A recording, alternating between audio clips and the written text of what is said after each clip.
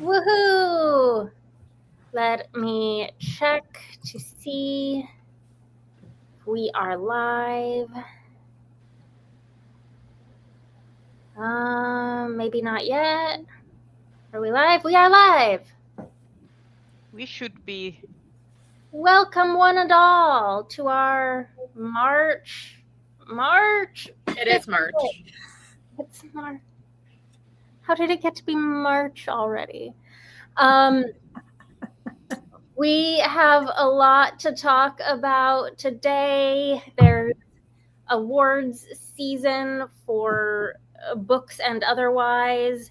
There is panic reading for the Hugos. There is, I don't know what all else, what drama we will discuss.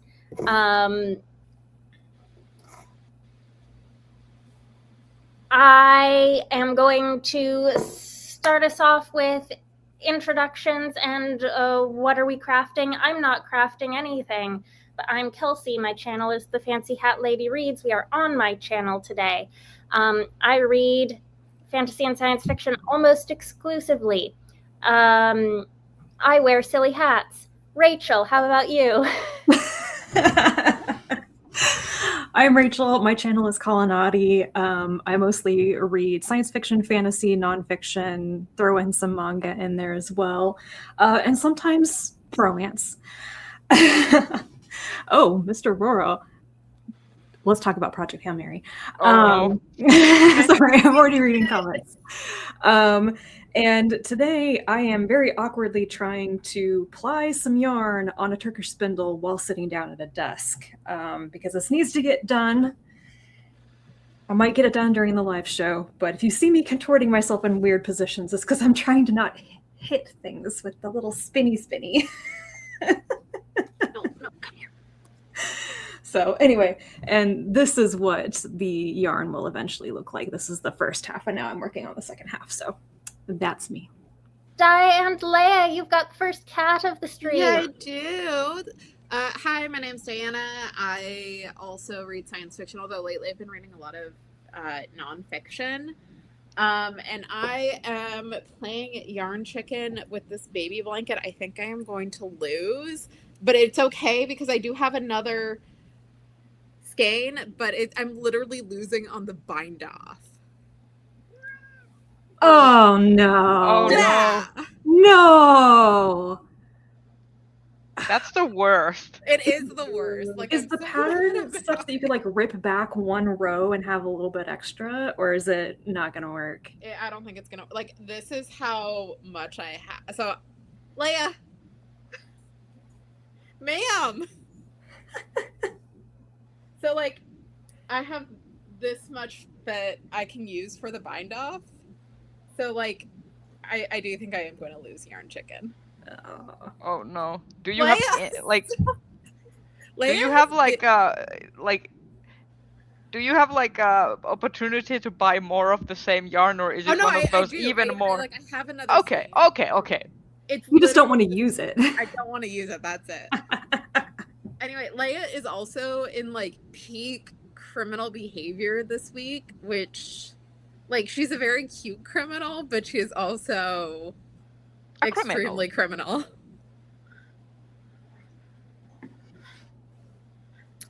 Yes, that's me. Rhea. Yes. Hello. Indeed, my name is Rhea. That's my name, and I also read books.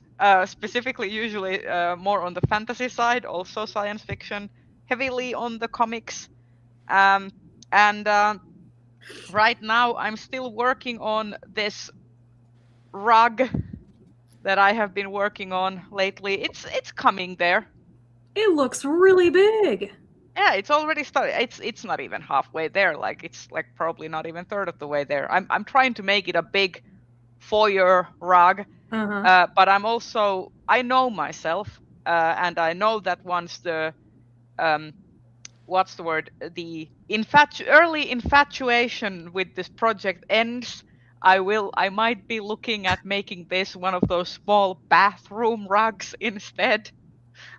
But we shall see. it doesn't matter how big it ends up being, you will find a use for it. Yes, That's for it's sure. a rug. It's a rug. But yeah, that's Who do what people I'm in the doing. Comments. Comments. I always forget when I'm hosting that I'm in charge of the comments. Hi, Joe. Hi, Mr. Oro. Hi, everyone. So we have a lot to get to today. We wanted to talk. First of all, we are aware that we have not done a Hugo nomination special this month, this Hugo nomination season. I think, speaking for myself, I am not on top of the Hugo nominations, and I think that might be a common sentiment. I will be panicking over the course of this stream every time the Hugo nominations come up.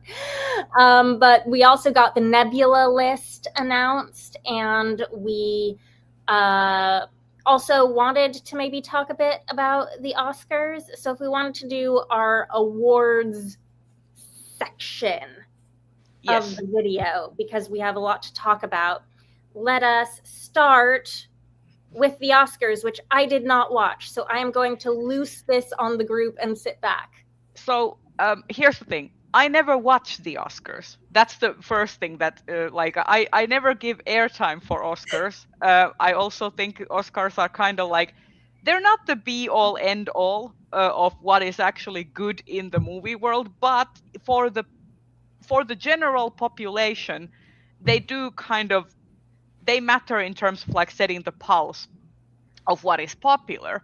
So I think I will say that first of all, the good K-pop Demon Hunters did win Best Animated Feature Film, which was excellent. I mean, to be fair, it did not really have very stiff competition.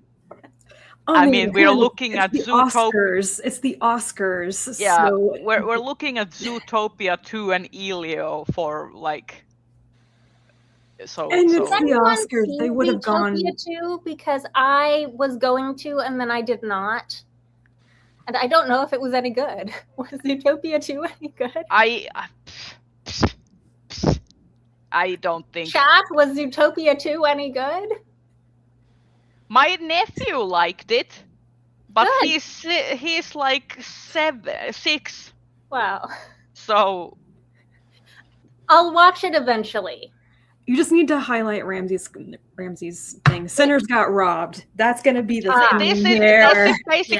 This is basically what my excuse to talk about the Oscars. We would not have been talking about the Oscars at all, except I want to rant about Sinners having a historic 16 nominations streak, and then they did not win like a lot of it. I was so shocked. And here's what really like where is it? Where is Best Feature? I will say I was film. not shocked. I was disappointed, but I wasn't shocked because I figured something like this would happen when it got all those nominations. Well, yes. I will say that this is very much expected Oscars behavior, but I want to highlight specifically what movie it lost to. So Best Picture winner. I don't even know if I saw this. So Best Picture nominees were Bugonia. That was never gonna win. F1, that was never gonna win. Frankenstein, I love Frankenstein, but Frankenstein was not gonna win. Hamnet actually had a pretty good chance, but it's also directed by a woman. Oscars don't like women directors. It was not gonna win. Marty Supreme, And then One Battle After Another, The Secret Agent, Sentimental Value, Sinners, Train Dreams. It was likely a battle between the Secret Agents, One Battle After Another, and Sinners. And One Battle After Another, starring Leonardo DiCaprio, won. What is that movie about? I don't think I've heard of it. I've never heard of that movie before. It's basically a white man does it's a white savior revolution narrative. I figured. I didn't even realize DiCaprio was in it. It's essentially white man was a former revolutionary, has a biracial daughter, and he must now like essentially protect his daughter while his daughter goes towards becoming also a revolutionary, because like her father's generation did not, like, manage to I just stopped win. breathing during that Yeah. description. As soon as you said he had a biracial daughter, I was like, I think I know where this is going. Yeah. It is essentially exactly the type of movie that you'd expect to win under essentially a kind of placating under a white supremacist regime. Like you can't give Ryan Coogler too much dues, because that would be too much wins for the kinds of people that this administration does not like. Well, and the other thing too is that this is the movie that I was seeing some people talk about how this is the Academy kind of making up that he didn't win for There Will Be Blood. But the thing is, There Will Be Blood was a better movie. Yeah, it was a better movie. I haven't seen One Battle After Another. I probably will not watch it just because like it's very much not something that I'm interested in. But I've seen a lot of critiques specifically from Black women talking about the misogynoir and just how Black women are fetishized and how it's like a very uncomfortable viewing experience. Yes. Yeah, I don't think that's what I have that. also heard. I will say so basically my whole idea is that the Oscars did not surprise me, but I was mad because I had the hope that surely like, it's because Sinners was so good. Like, not only was Sinners excellently shot, first of all, first woman to win best cinematography for Sinners, like excellent work. Really cool.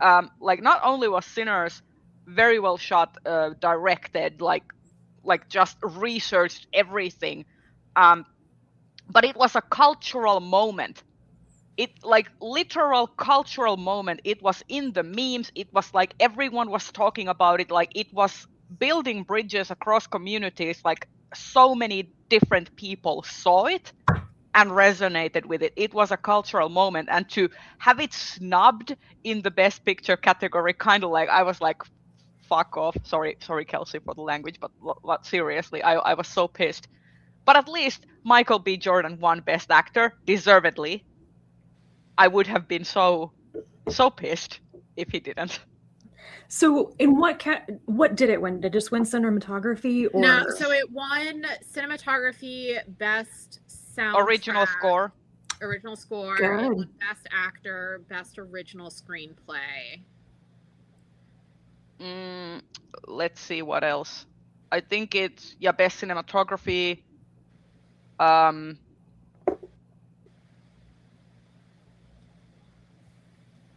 I think that was actually it. Oh. I love that. It's like it won in all the constituent parts, but they said, screw it, we're not going to let you have best picture, even though you have best everything else. Or best director. Best picture. Yeah, so best director and best editing, from friends who are like more into the Oscars than I am, are seen as kind of like the indicator awards for what's going to win best picture. So I am going to lose Yarn Chicken. So if I'm going to rip out the bind off just because I don't want to deal with this. So I have to ask, what is this Timothée Chalamet we'll get to it here? I missed this completely. We'll get to it. I know what the Timothée Chalamet controversy. We'll get to it. Okay. I will just say, for those of you who have not known, Sinners was nominated for 16 Oscars, which is a historical record. It has the most nominations of any movie at any Oscars ever, and it won, if my calculations are correct, 4 of those 16 nominations. So it was a snub. It did win 25% of its nominations. Yes? Did I do math correctly? Yeah, it won a quarter. But Just it should have won all of them. There's arguments to be made, but I will say that I'm most annoyed about Best Picture and Best Director. I am more annoyed about. I mean, I'm annoyed about those, but I'm also really annoyed about Best Supporting Actor. I think. Yeah, Delroy Lindo would have deserved it. Delroy Lindo should have won over Sean Penn. I mean, I have opinions about Sean Penn Shouldn't winning anybody anyway. deserve to win over Sean Penn? I mean, I'm also like maybe we shouldn't nominate known domestic abusers, but that's just me. I will say, but then we wouldn't nominate anyone. So I was happy that Frankenstein won some of the technical awards, namely costume and design, because I think that and hair and makeup, because I think like those create like the people in those particular sections like did such a good job. I loved Frankenstein for best costuming. It well deserved for best costuming. And also like did you see Guillermo del Toro when K-pop Demon Hunters won best animated pictures, he stood up to applaud them. That man loves animation. But yeah, that's basically my rant about the Oscars. Sinners deserved so much better. It was a cultural moment, and nobody is not like anybody. Like there's no one who's talking about one battle after another. One battle after another. Who? I don't know her. I think this year is going to be one of those years, kind of like when Crash won over Brokeback Mountain, where people will look back on it and go like, what the fuck was the Academy smoking? Which sucks. Like it really sucks that we're in this. Yeah, and this was the year where they were supposed to watch all of the nominees. So this is so this is the first year where there's they are mandated that they need to watch all of the nominated movies. How do they enforce that? Well, who knows? Who knows? I mean, to be fair, the Academy is made up of like old rich people, so. Okay, all right. Tell me about this Chalamet ballet. Okay, so basically, my opinion is that he didn't lose because of these comments, but kind of what they encapsulate. So, because this happened months ago. So Timothée Chalamet was doing this interview with Matthew McConaughey, and they were talking, about theater, about movies, and like kind of trying to save the movie theater experience. And Timothée Chalamet made just this off the cuff comment about like ballet, like no one going to see ballet and opera, and that's why they're dying. And again, this happened months ago. This wasn't like a recent interview, but it was like rediscovered, or someone posted a clip, and it kicked off this firestorm where Timothée Chalamet was like, a lot of operas and ballets were like, we're basically clapping back. But again, this happened months ago. This was not a recent thing. And so people are like, oh, that's why he lost, when really part of the reason, like, in my opinion, he lost is his campaign was annoying. And people are finding him like increasingly annoying.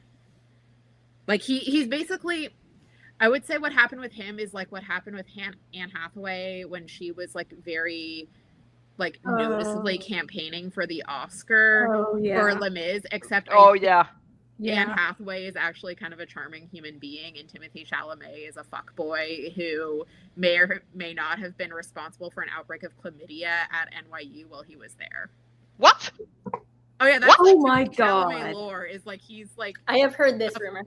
I don't want to hear any more about this. I don't want to hear about Timothée Chalamet's chlamydia. I need to get to the point where I can watch Dune Part 3 without throwing up, okay? So we can revisit this after. Oh yeah, Dune 3. But here's the thing, you can watch Dune 3 for Robert Pattinson, who is apparently in Dune 3. What? Yeah, Robert Pattinson is in Dune 3.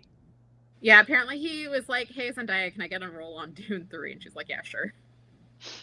Well, okay. Yeah, Okay, apparently. all right. So Anyway, you can tell me all about chlamydia, bro, after I have enjoyed my experience with Dune 3. I'm But sure that you'll have more controversies too. Yeah, but before we put the chlamydia thing to bed, no pun intended, I will say that it perfectly like makes sense to me as like the idea I have of Timothée Chalamet as a celebrity. This is in line with my vision, and yeah, that's so all I'm gonna say. yeah, so I basically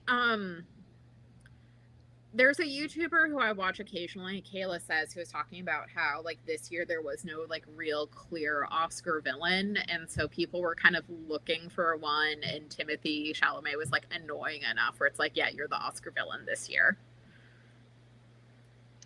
I mean, for me, the Oscar villain is Leonardo DiCaprio, who they're trying to make for the annual Oscar manufactured meme. Guy is just there casually sitting in the audience, getting nominated for stuff, and is actively investing in beachfront property in the Gaza Strip. So, I'm just saying. Can we, like, if we need a villain, I'm looking at you, Leonardo DiCaprio. I have not heard that. Wow. Yep. That is a thing. I'm not a rumor, but an actual thing. Yikes. On that cheery note, do we have other things to say about the Oscars? I will say, so for best short film, there was a tie, and apparently no one was ever briefed on like what had to happen with a tie. So Kumail Nanjiani, like I really liked how he handled this. He's like, I'm gonna say one, they're gonna come up and accept their award, and then I'm gonna say the other, just so like each of them got their time to like accept the award and do their thanks, and like they weren't trying to compete with like however long they had before the orchestra played them off. So I thought that was really sweet.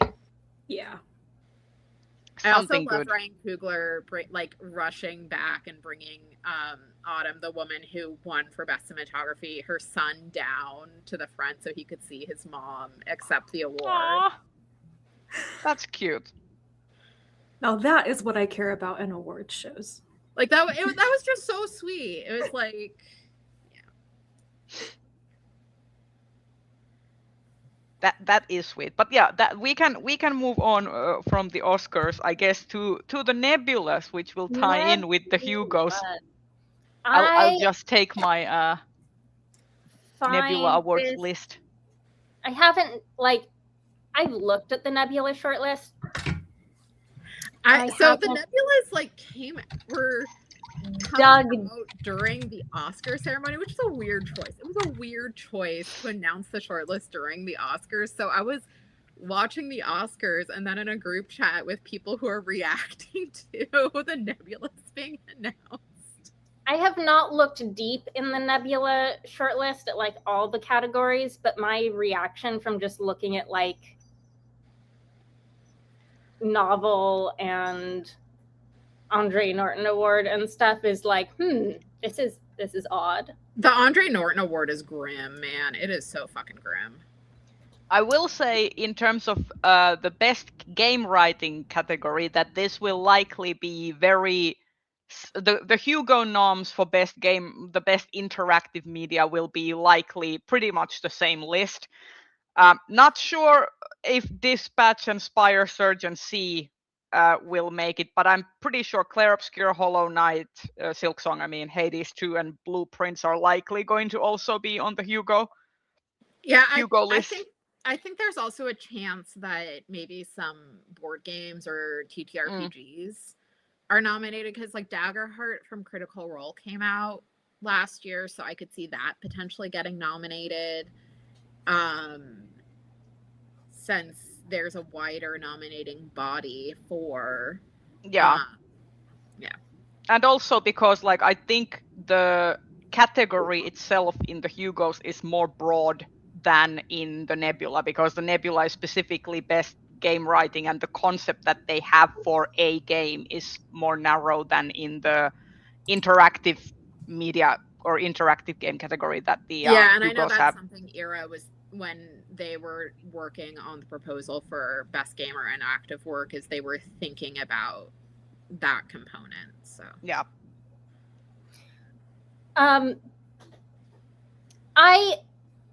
I suppose I am just, whoa, that was a cat with some serious zoomies. I don't know if you heard that or not. I did. I did hear that. I figured that was a cat. Has passed along her criminality to Sunshine. Yeah.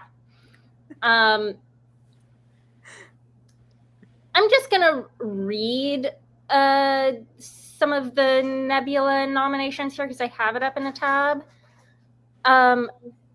For Best Novel, there's When We Were Real by Daryl Gregory, The Buffalo Hunter Hunter by Stephen Graham Jones, Catabasis by R.F. Kuang, Death of the Author by Nydia Corafor, The Incandescent by Emily Tesh, Sour Cherry by an author whose name I don't know how to pronounce. I didn't look this Natalia up. Theodoridou. Okay, good, thank you. And Wearing the Lion by John Wiswell. This is an odd-looking list to me. It's not necessarily... I don't think there's going to be a ton of overlap between this and the Hugo Awards. I think Catabasis has a really strong shot of being on the Hugo shortlist. The two I think have a chance are Catabasis and The Incandescent. Those two I can for see. Sure. Sour Cherry was the one I was really pleasantly surprised to see on the shortlist. So I read Sour Cherry on the recommendation of my friend Rosanna, who writes for Nerds of a Feather, and she really loved it. I didn't love it as much as her, but I did enjoy it. It's like this very dark Bluebeard retelling or reinterpretation, and I thought it was really like thought-provoking. I really liked the writing, but it, like I said, it wasn't something that I thought was going to be on one of the more mainstream SFF. Is it horror? It's like horror adjacent. It's like not. Okay.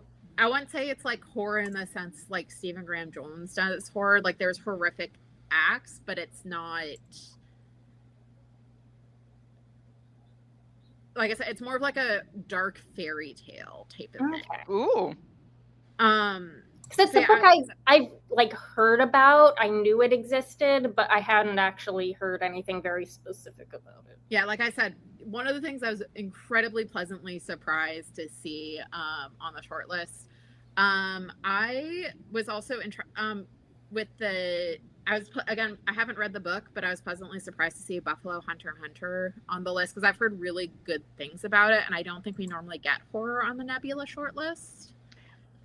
Which is like I'm also like I want Stephen Graham Jones to like get their flowers from the SSF community because they actually like he writes really like good stuff.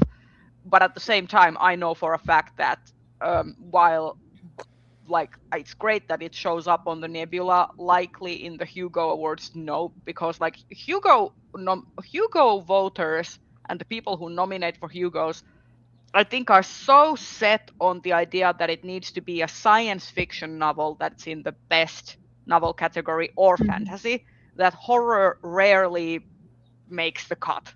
People, I don't even think that people consider horror that much for best novel. Like it might be in the novelette or novella category, short story category, but usually never in the, like it's very rare that it breaks the glass ceiling to the best novel. I think the last one that I can think of that I would call horror that really made it, I think actually it won, was Annihilation. Yeah. And Annihilation is more marketed as a sci-fi horror rather than I think I mean it was at that point of like peak new weird Jeff Vandermeer, China Miéville doing stuff, but it has definitely got creepy horror undertones. Yeah, and definitely. stuff. I can't think of anything else quite like that that's been nominated and or won.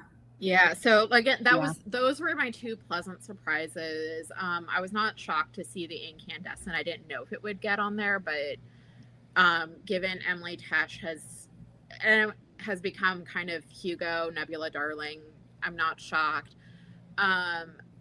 I don't know anything about the Daryl Gregory, so I can't really speak to that. I don't really. I've seen people review that on TikTok. And I don't remember whether what they said was positive or negative. That's like how I have not heard of this particular book, but Daryl Gregory has been nominated in multiple previous years for major awards, so I kind of figured it was like peer recognition, if nothing else, in the Nebula Awards. I've heard really good things about his work in the past. Yeah, and then Death of the Author. This is another one I haven't read, but I had some friends who read it when they came out, and they did not really enjoy it. So here's my question about that, because I haven't read it. One of the reasons I haven't read it is because I was under the impression that it was not, strictly speaking, SFF. That's one of the other things I heard. It's more lit fic.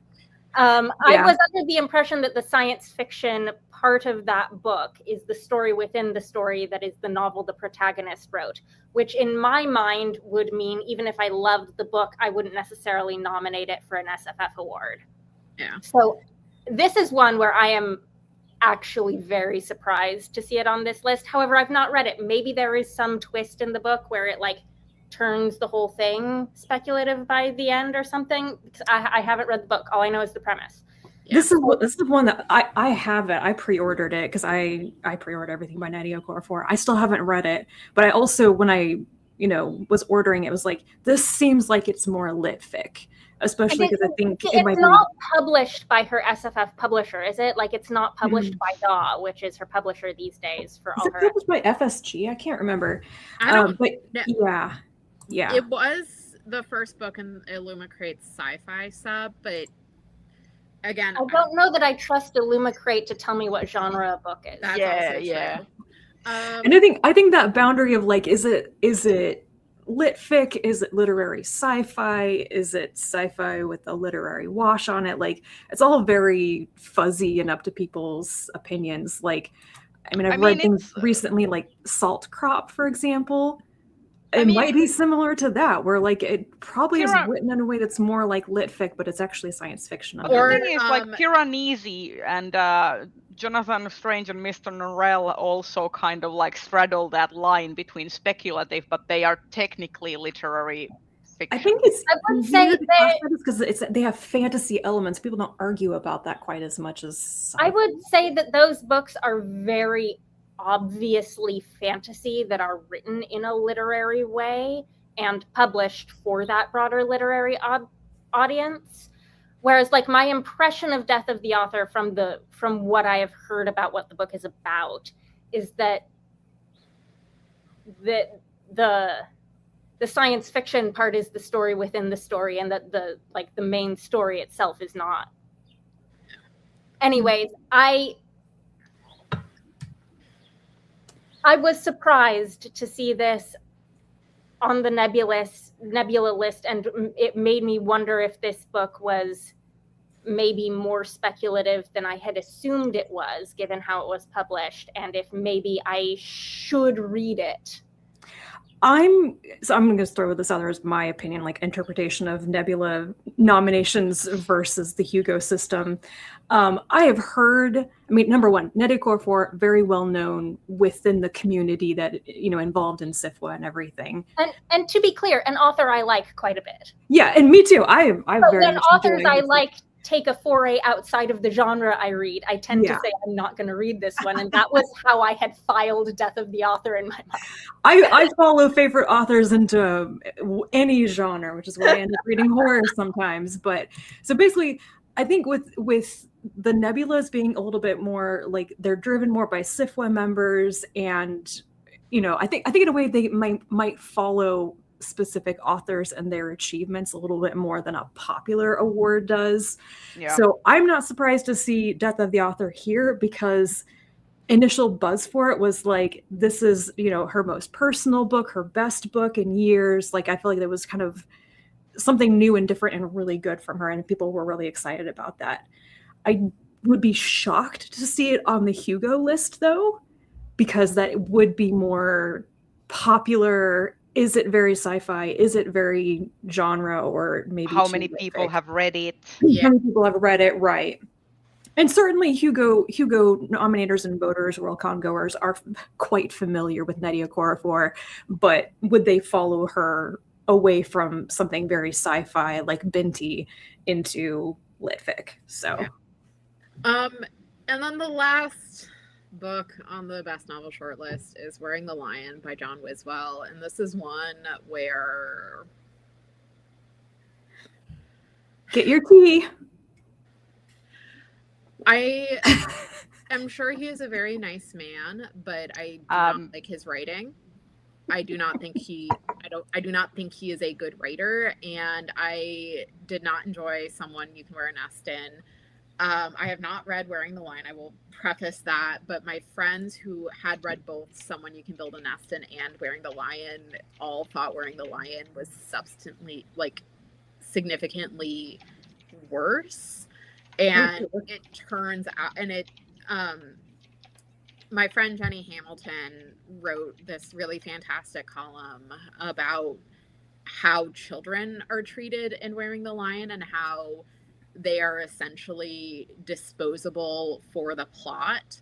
And that was a significant problem I had with Someone You Can Build a Nest In. Now, I'm not saying like everyone has to like be, oh, children are precious treasures, but I think it says something that children are not seen as significant beings, and it really rubs me the wrong way, especially with how the death of the little sister was treated in Someone You Can Build a Nest In. And yeah, I think John Wiswell is a very good networker, which is why he keeps getting nominated.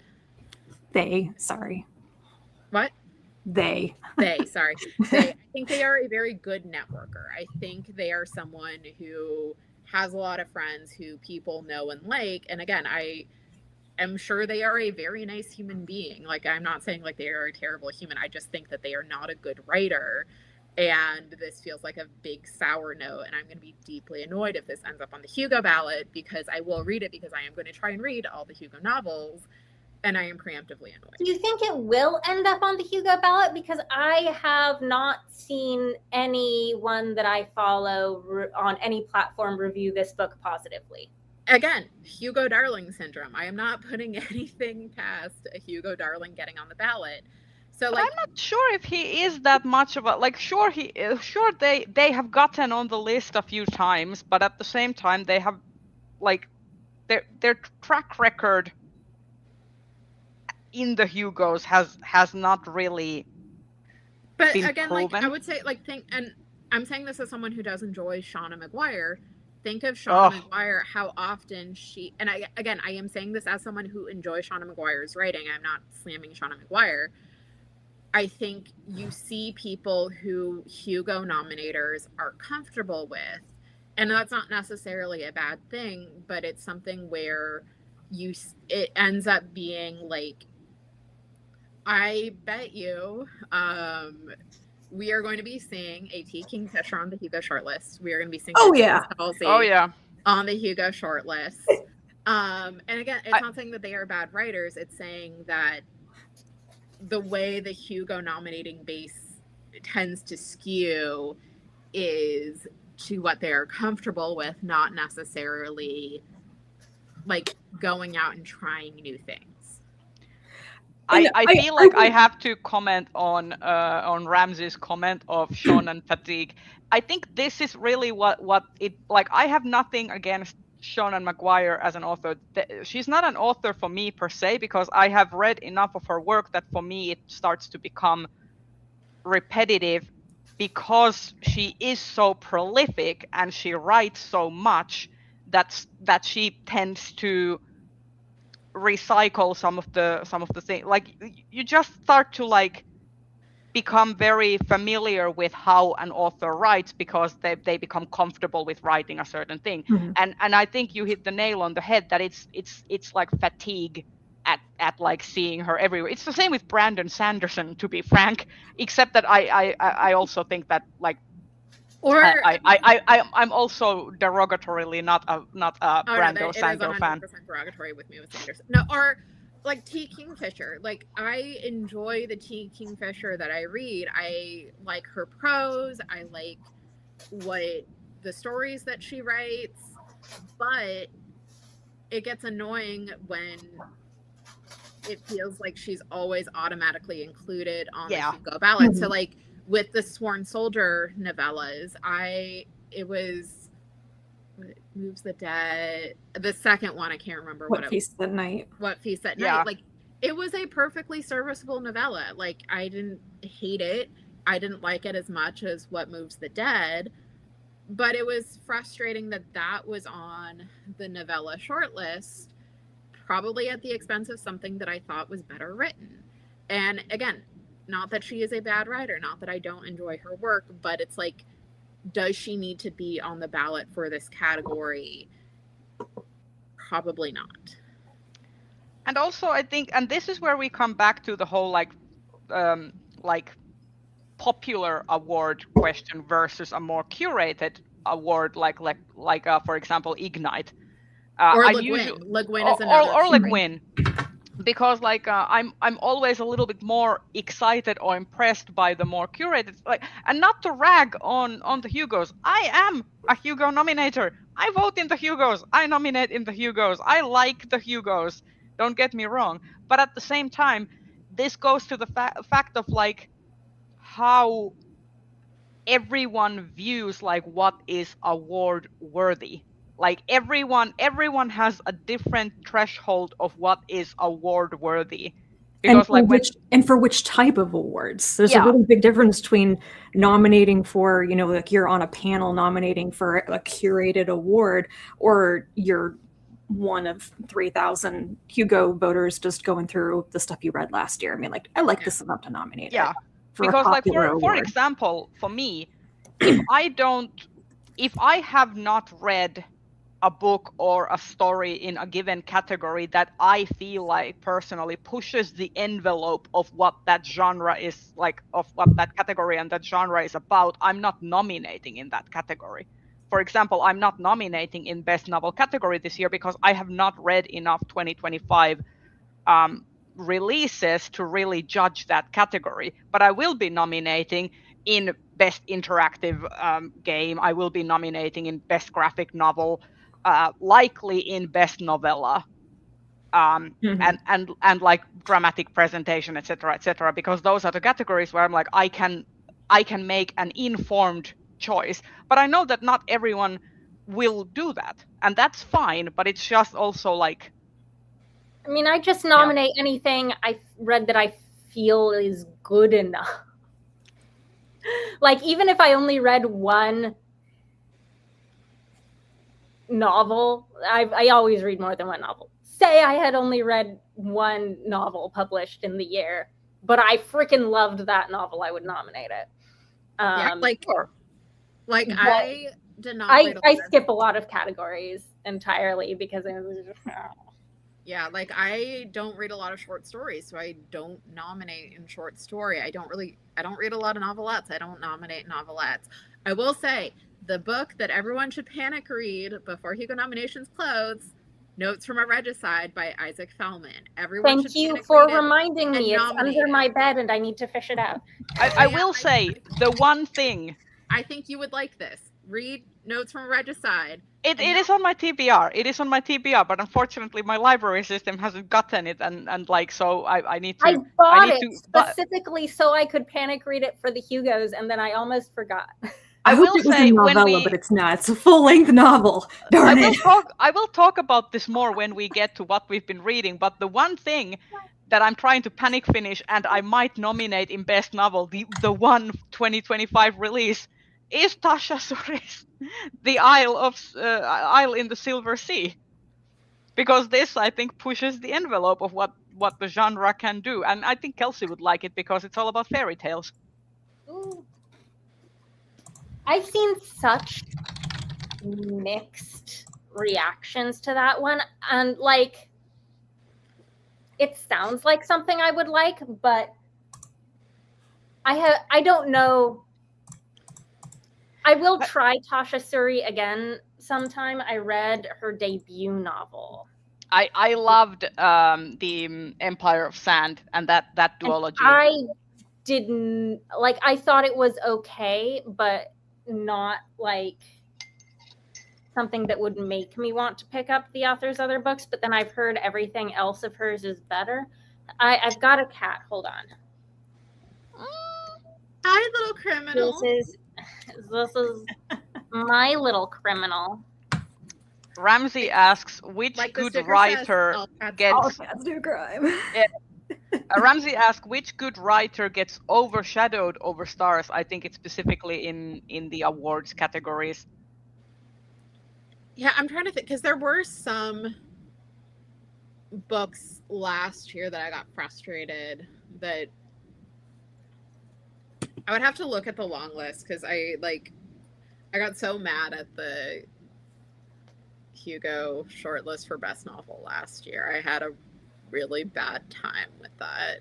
I think with something like the very American centric awards like the Hugo Awards, you could pretty easily point to like European and British authors and be like, they've got a lot of good talent that just doesn't make it onto the list, doesn't get the name recognition. Yeah, Even I will when Pretty it long gets list of people translated. right there. I'm really hoping that this year for the Hugos, we don't get another situation where two books from the same author end up on the best novel shortlist. Yeah. Oh, I hope not. I'm trying to think like if there's an author. Scalzi is the one I'm thinking of, but I don't think. Oh, I was thinking about. I think Scalzi for sure would recuse for the other one if like Yeah. he I seems think like the Scalzi- type. He seems like the type of author like because I think he actually cares about Worldcon and the integrity of the Hugo, so he would definitely recuse if he was double nominated. He is absolutely one of those people who's very aware. He's recused himself across the board more than once for entire awards years, just to be like, I have my money, I have my recognition, I want to make space for other people. Yeah, So- I think Martha Wells. I mean, she only had one book out last year, but I think if she was in that situation, she would also do it because, like, she recused. Yeah. One Okay. year. Okay. Is I think she has recused Murderbot like after she won for Murderbot, right? she has Mhm. recused for Murderbot Mhm. specifically. Because Yeah. there was a Murderbot short story novelette maybe published last year, and I'm assuming that she would turn down nomination for that, so I'm not nominating it. Yeah. Yeah. Potentially. I remember, so the year that she was nominated in Best Novel for Witch King was the year that she declined a nomination, I think, in novella category for Yeah. Murderbot. Yeah. And I think that makes a lot of sense for authors who have multiple works out, maybe in different series, if they want to channel, like, focus more of the attention on a specific thing, like their pet project or whatever. Yeah. I feel like it's kind of what Martha Wells did with, like, Witch King kind of came out of nowhere, and she's like, okay, I got recognition for Murderbot now. Please look at my other thing. Or like It's the same with Anne Leckie. recusing for The Raven Tower, Uh-huh. because I think she had just won. I don't know if she had won for best novel, but she had been nominated for all of the original Imperial Rock trilogy. Yeah. Mhm. Wasn't she nominated for Provenance too? Yeah. I think Yeah, so, so- yeah. Yeah. So she's another one who's recused for like a specific project. I'm trying to think of who's like an overlooked author. Like I feel like C.L. Clark. I feel like C.L. Clark is someone I wish got more recognition. I've been trying to nominate her especially for her original, like the debut trilogy. I was trying my darndest to like get her, because she was doing like really interesting work. Well, their trilogy is up for can be nominated for best series this year. Yes. I think they also have a novella that's eligible. Yeah. I am personally, in terms of authors I would love to see make the Hugo list this year, who probably won't. I am personally still bummed that Silvia Moreno Garcia's only Hugo nomination is the one that is tainted by scandal. Huh? And What? Oh, that was for Chengdu Worldcon for yeah. Yes.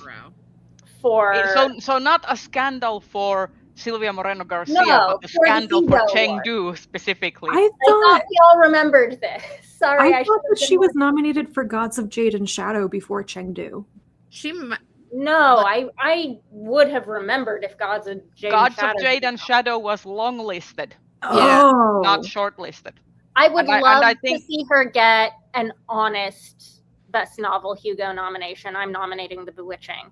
I don't think it's going to happen, but I'm also I'm down trying with to that. think of other authors.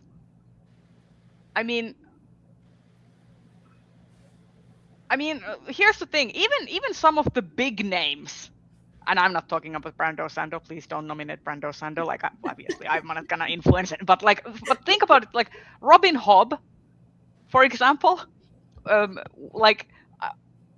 of the Elderlings did not win Best Series. was it nominated? On its very Maya would know better, but I think on its last year, Realm of the Elderlings, I think missed, like it was either nominated or it missed the cut of being shortlisted. So I think That it is was a little bit either Helsinki or San Jose where it was eligible for Best Series. yeah, so I am gonna say we have jumped straight into the Hugos without discussing how bonkers the Andre Norton Award. Dude, what the fuck? Do we want to go back to that at some point, or do we want to just progress? Let's do it now. Let's do it and then move on to Hugo's. Yeah. Because this list has this list makes no fucking sense. I recognize the name of exactly one this thing list on this has category. 2 books on it from publishers that I recognize as like actual kids or YA imprints, unless I'm missing something. Because like you I are recognize not Scholastic and I recognize Candlewick; those are legit. And then what the heck is everything else? It makes no, and like there have been with the Andre Norton, it's such a weird award because sometimes you will get mostly like folks from traditional publishers. So like last year, a self-published book won, but it was specifically YA. But like pretty much everyone else, maybe one was like from YA or middle grade awards. 2023 was another one. One of these books has 12 ratings on Goodreads. Yeah, again, it is wild. It makes no fucking sense, like how this shortlist came about. How does that happen? Did no one nominate in that category except for these authors' friends? I guess. These authors' friends who did not even bother to, rate the book on Goodreads. Like, I assume it takes more than 12 nominations to get a Nebula nomination. This does not inspire me with a lot of hope for the Lodestar this year. Like, So I have no panic reading for the Lodestar last night. So I have no context for the Andre Norton. So because I have not read or heard of any of this except Sunrise on the Reaping. And other than that, I have not heard about any of these. That's the problem. That is the problem. Like all of these are like self-pub or like extremely small press, which like is not a bad thing. But like, no, like who are these people? Even the one that's from Candlewick, which is a publisher I recognize and respect, has only 33 ratings on Goodreads. Yeah, I mean, I can respect, indie self-published, very small press stuff getting nominated. My question at this point would be, has anybody have more than 5 people read Have any these? of these people? How many I have a question. nominations did these get? And I have a question. Are these all And middle did those- grade or young adult at least?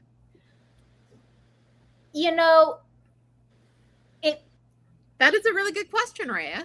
It is a really good question. So nobody knows.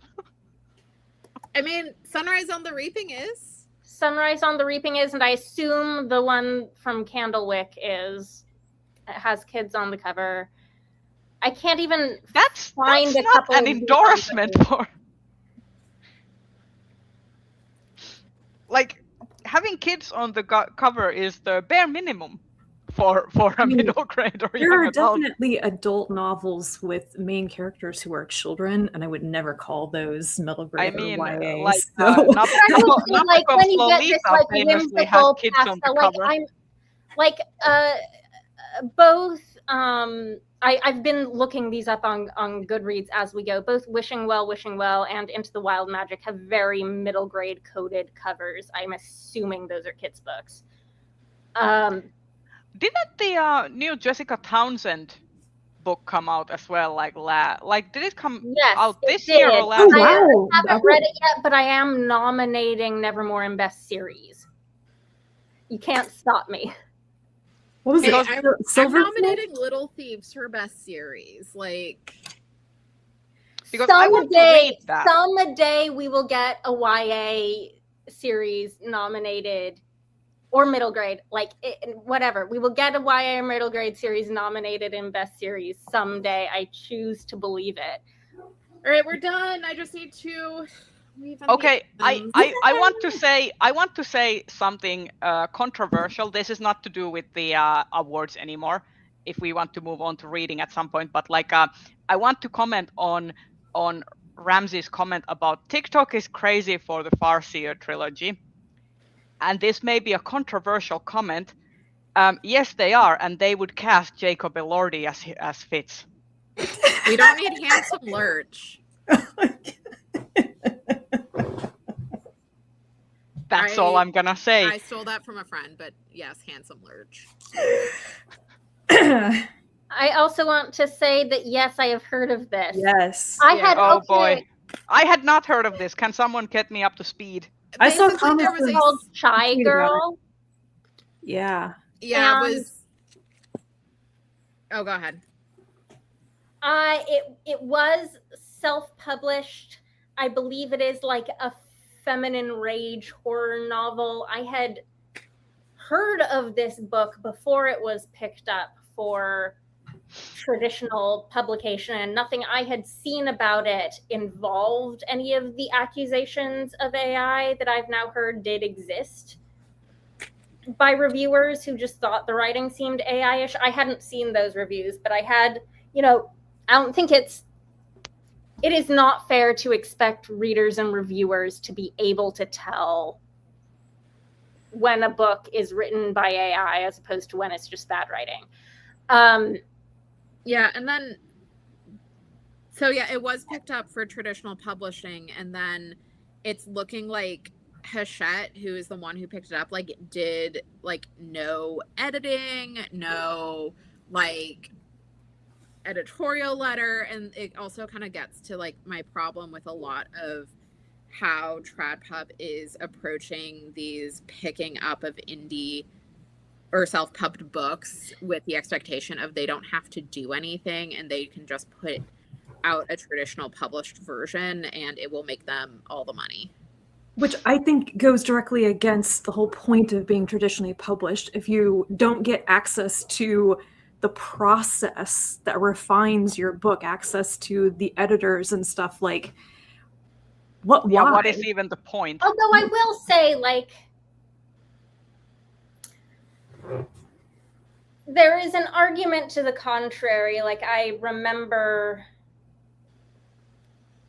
seeing on whatever social media site when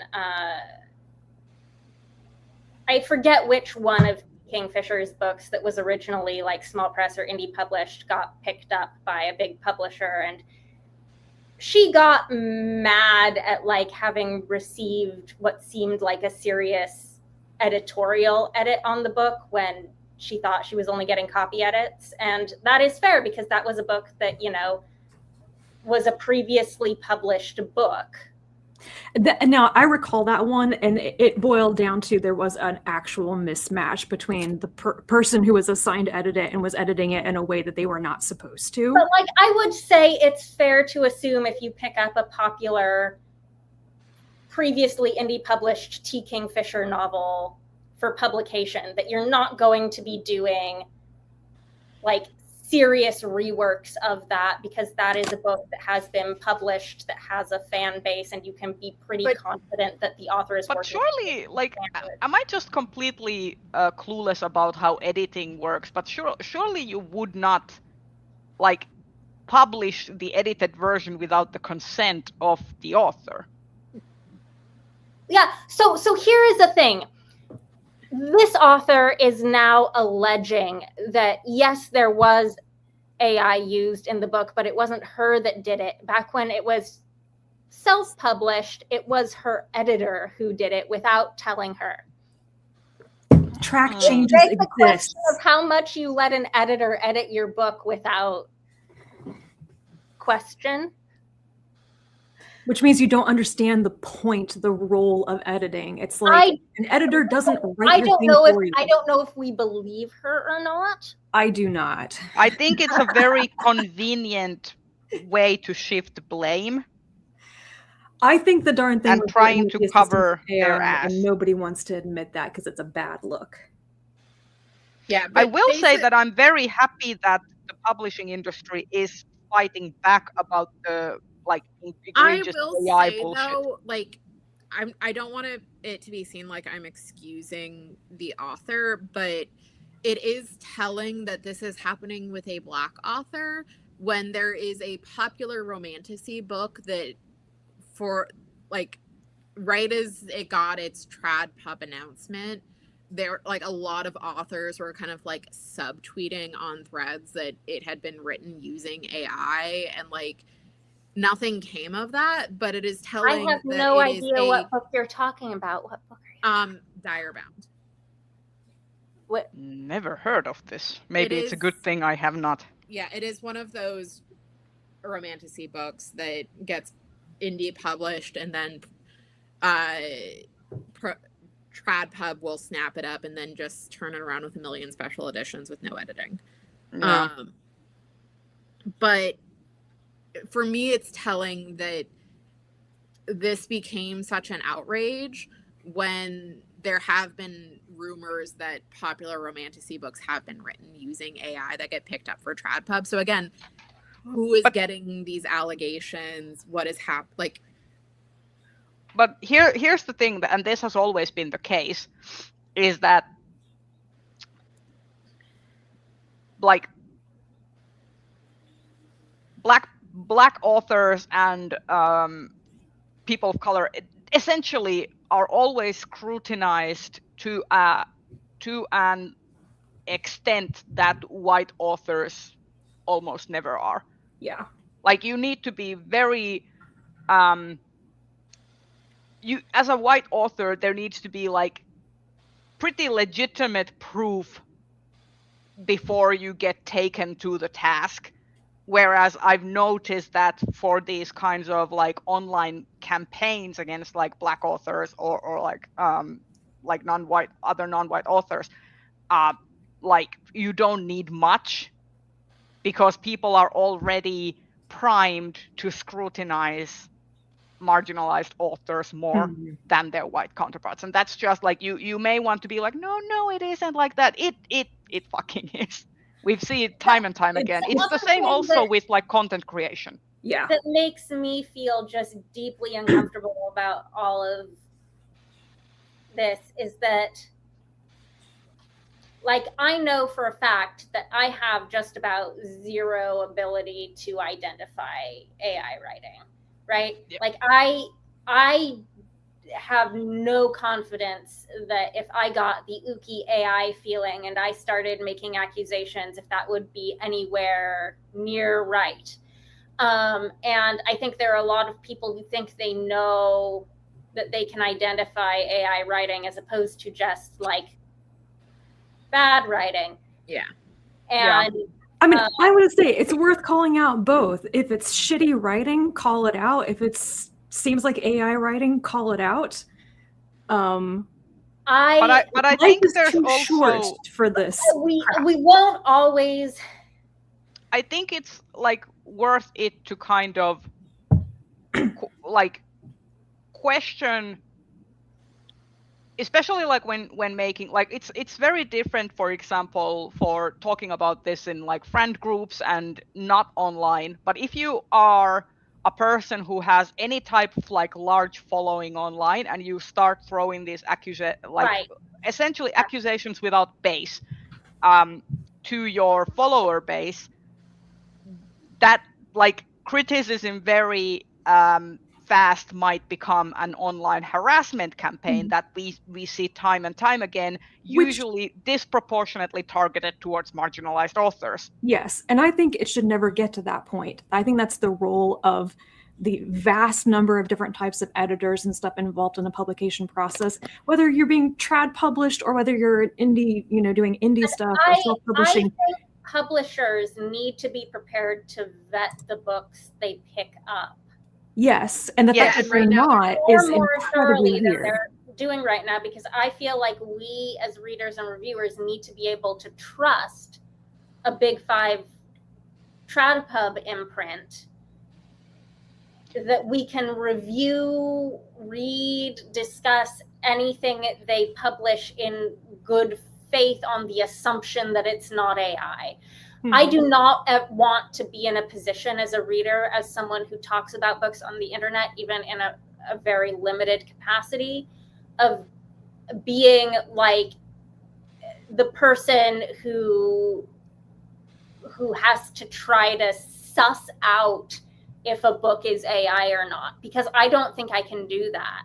And you won't be able to, because like the fact of the matter is that it's getting AI is getting better at regurgitating bullshit. It's just a fact. I think what we as readers can do, and consumers of media, is that we can be vocal about what we want in media. We want stories written by real people, edited by real people, cover artists who are real people, translators who are real people. And in the case of like publishers picking up indie books, I do think there has to be some process in place where someone is having serious conversations with the author about their process to try to, make sure that whatever the author is saying about their process matches up with the book that they're reading or something. I have no idea how you do this. That would be the expectation. That would be the process you should go through with your agents, your editors, the entire team that brings together a book, is that they should be in many ways privy to the process of you creating something. They're kind of the witnesses who are like, you actually worked on this thing and we saw how it changed. And you can probably tell, seeing multiple versions of things, for like a book that is already indie published, like, does that process involve asking for prior drafts? Does that process that situation some sort of past accounting of what was your process of creating this book? Which you could absolutely do if an independently published author had worked with a team on their own, if they had hired a copywriter or something, there would end up being that kind of chain of evidence that they had worked and revised on something. If they created it solely in a vacuum and slapped it up on Amazon and it got really popular, there's not going to be that sort of thing. But I don't think that there is any reason for publishers to try to solve that problem, because the reason they want to pick these things up and just turn them around real fast is that it makes them money and they don't have to invest money, aka people's time, in doing anything to it. All they have to do is send it to be printed with a pretty cover and make buck on it. And that's the problem with consumerism and late-stage capitalism. Yes. Because we should not have fast fashion principles in book publishing or in movies. And I or think in anything. The only it's not sustainable. Yeah, the only way to deal with that is for the audience, the people who are actually paying money for it, to be like, we demand better. Yeah. And I will say the problem is like, and this is something I've seen on threads and social media, is when people talk about things like this book's plot doesn't hold up, or there's a lot of repetition in a way that detracts from like the reading, where it's something where the description doesn't make sense. People will be like, well, I like it, or I don't need to read with brain on for this. And so people get really defensive on it, and they aren't necessarily asking for more. And so it gets into this situation where it's just this cycle where people will hype up this book, it gets published, more people read it, and they're like, what's this? Anyway, we got distracted from the We have gotten so distracted.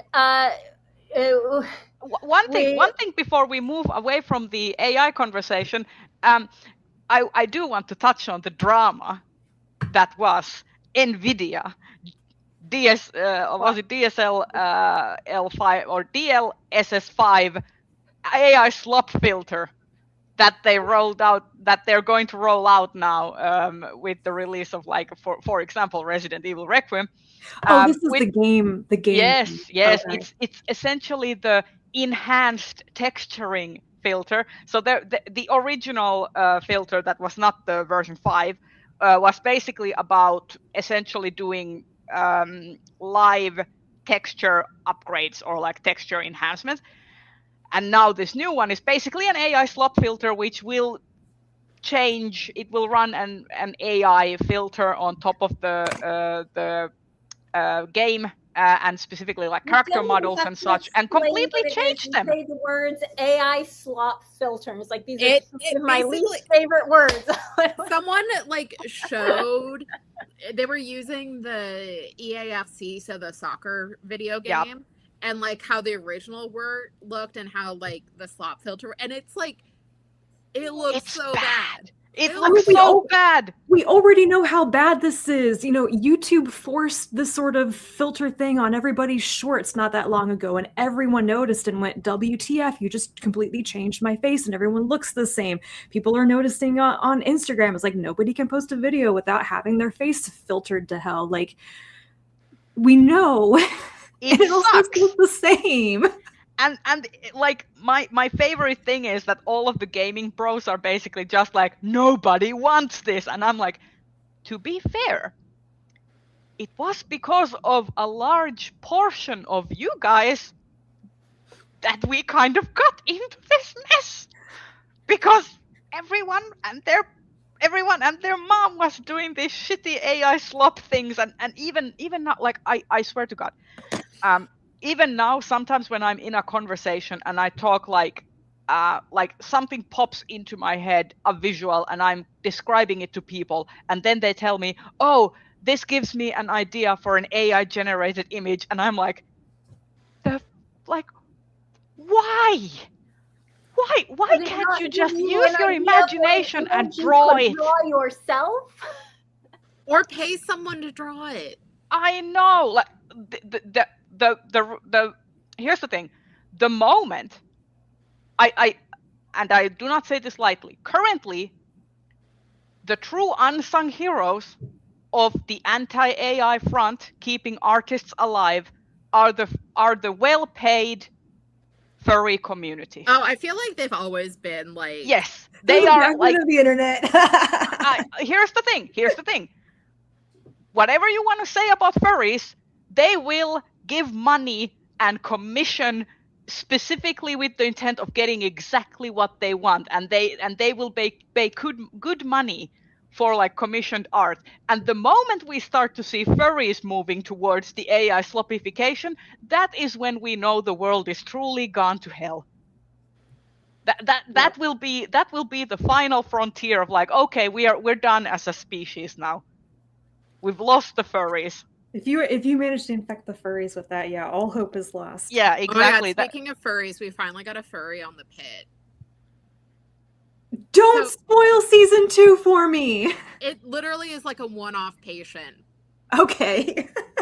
So for context, the season 2 takes place on 4th of July, and on 4th of July, there's a massive furry convention in Pittsburgh called Anthrocon, and it has its own part on the Pittsburgh tourism website. Like, that's how big. Oh wow! I did not know that. I know Anthrocon, but I did not know that it was that well known in Pittsburgh. Like, when they were talking about like writing season 2, someone in like at a press event, like someone brought it up, and they're like, "Oh, well, we'll have to keep that in mind." And so a lot of people were like waiting for a furry to show up. Yeah, no, it's like not a big. It's very much just like person shows up as like a patient of the episode. Anyways, we have taken up so much time and we haven't talked about what we're reading. May I please go first because I missed the last live show? Yes. Not that I've been reading a ton of stuff, but you know. What are you reading? So I think a couple live shows ago, I went all crazy about Victoria Goddard and the Hands of the Emperor novel, which is like 800 pages of fun. And I was like, oh my God. The Emperor. Huh? I finished it. Oh, nice. Well, I did finally get my hands on more of Goddard's ebooks, and I finally sat down to start reading through my list of like 12 things that I had purchased. So I did read more of like the novellas and the novelettes that kind of come before and after The Hands of the Emperor. Enjoyed them quite a bit. I don't think any of them are really standalone. You read Hands of the Emperor first, but so I did read some of those, like Petty Treason's Portrait of a Wide Seas Islander, which is a really good one to read right after Hands of the Emperor. And a couple of other little quick ones. So I am definitely back in that world, and I am about halfway through with Stargazy Pie. So I have started the Greenwing and Dart like sub-series within this right now. Isn't it chaotic? It is, and there's something about this.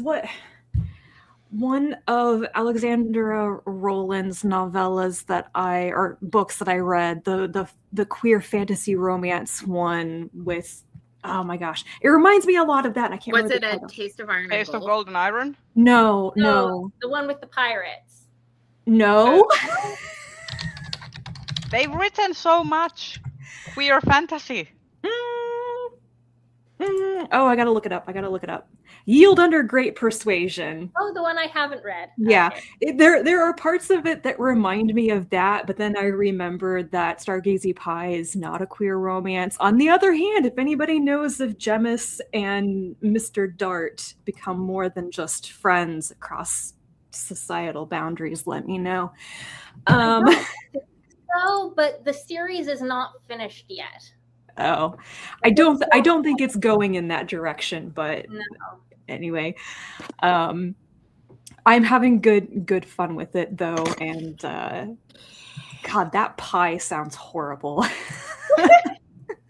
Just terrible. What pie? The Stargazy pie. It's a fish pie. I felt like smacking myself in the face when I got all the way to the end of the book before I realized, oh, we were told right at the beginning that this pie was made out of red herring. I wonder Yes. if anything else in the book. Yeah.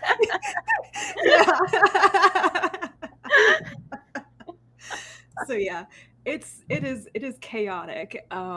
I'm enjoying it though. I'm not like really as emotionally into it as I was with Hands of the Emperor. I think some of the themes, some of the stuff that came up in Hands of the Emperor just really got to me. I think the Green Wing and Dart series is going to be just like adventurous hijinks. People just, yeah. Whimsical chaos. Whimsical chaos, yes. Did I mention this before? I finally read the complete collected poems of Ursula K. Le Guin. I have nothing more to say about it than that in particular, but I did finally read it, which checks a little box off of my reading bucket list. I have now read all of Le Guin's poetry. Nice. And I should get to that. I have to say I didn't really like most of it. Like, it wasn't really my thing, except for the later volumes of poetry, the ones that were published more recently, which I had already read. But this spans her entire life, from like early 20s to her 80s. You know, her last poetry collection was literally in process and like prepared and ready to go when she had died. So essentially you could see like the whole trajectory of what she was writing about, yes, and also how she was developing her poetry.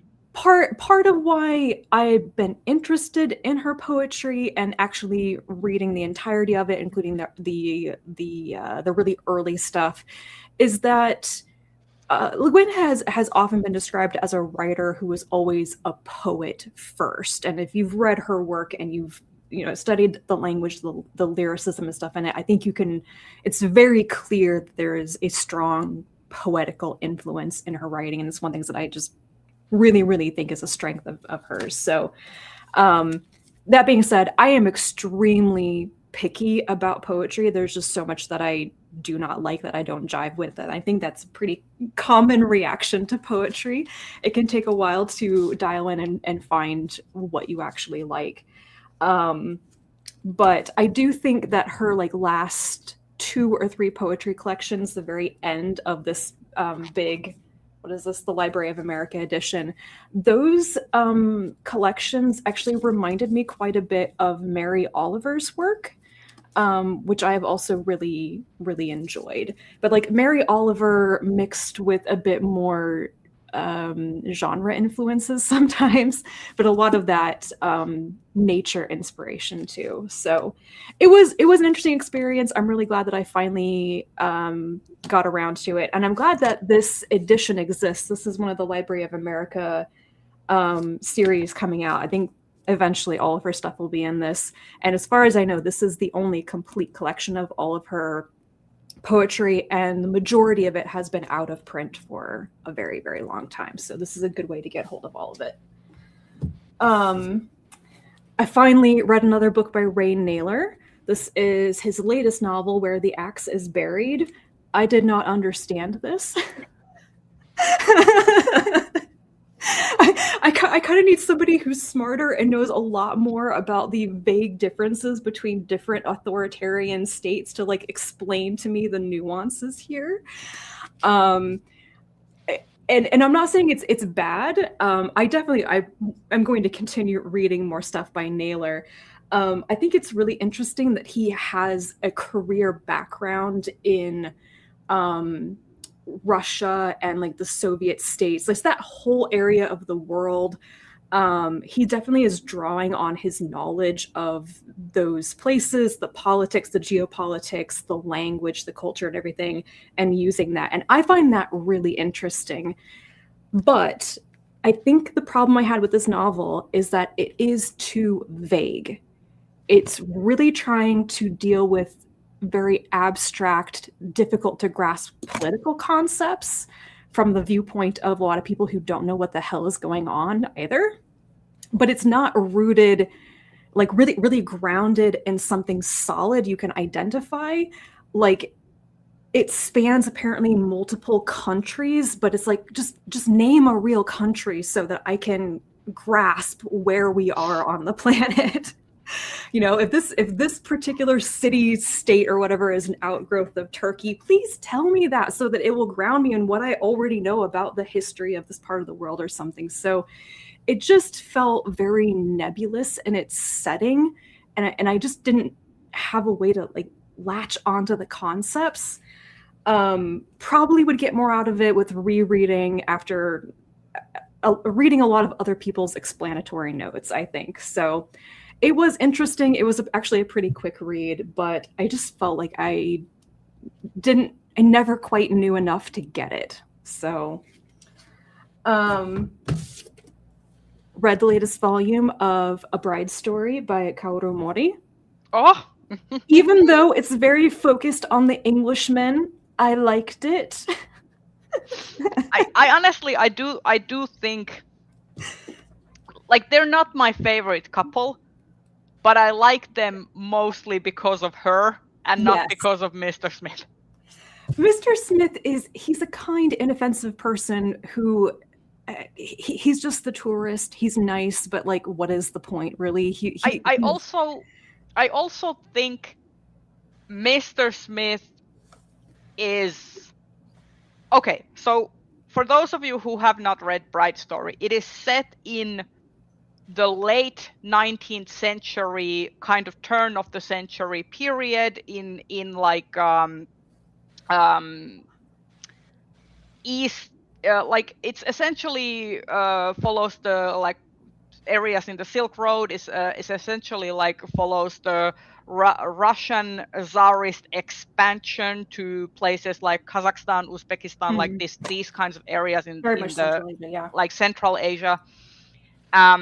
And it follows the different communities, like nomadic communities and like tribes and like herder communities there, and also like follows people in like more of the South Asian side, like or like Southeast Asian side, like Pakistan, Turkey, like this kind of stuff, and Afghanistan.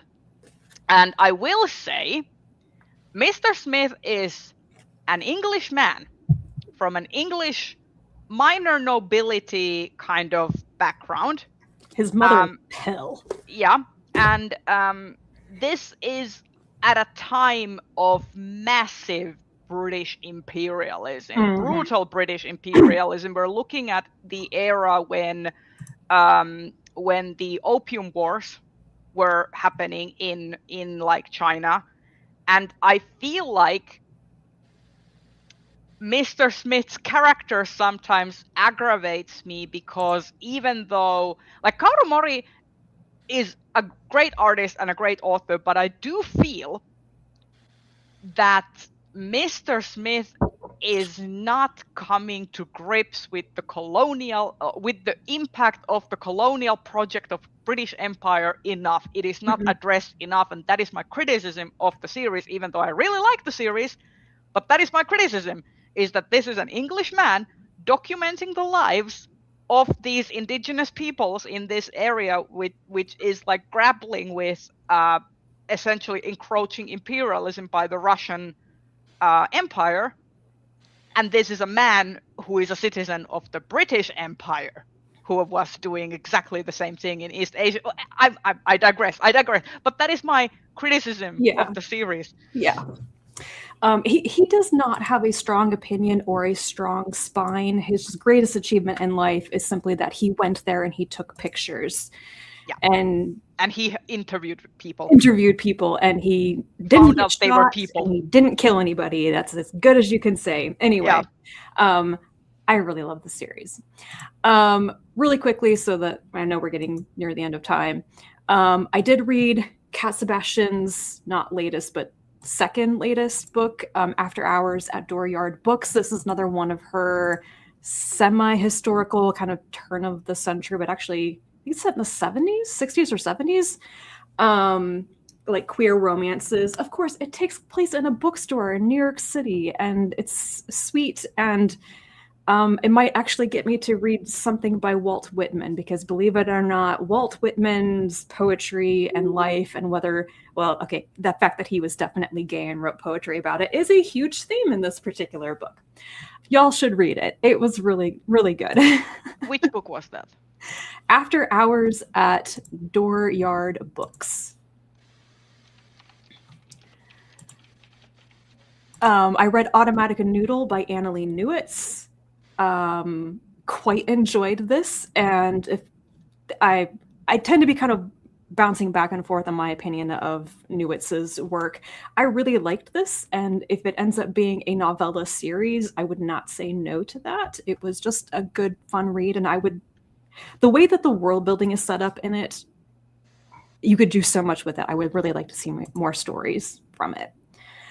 I caught up on the Penric and Desdemona novellas. I read The Adventure of the Demonic Ox and Testimony of Mute Things, which were both quite good, but I don't think earth-shatteringly good. Just, solid reads.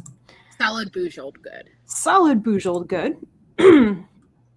And I read Once Upon a Prime, The Wondrous Connections Between Mathematics and Literature by Sarah Hart. This is a used book I picked up when Kelsey took me on the tour of all the used bookstores in what part of Seattle were we in? The market area? Pike Place Market, yes. I picked this up there.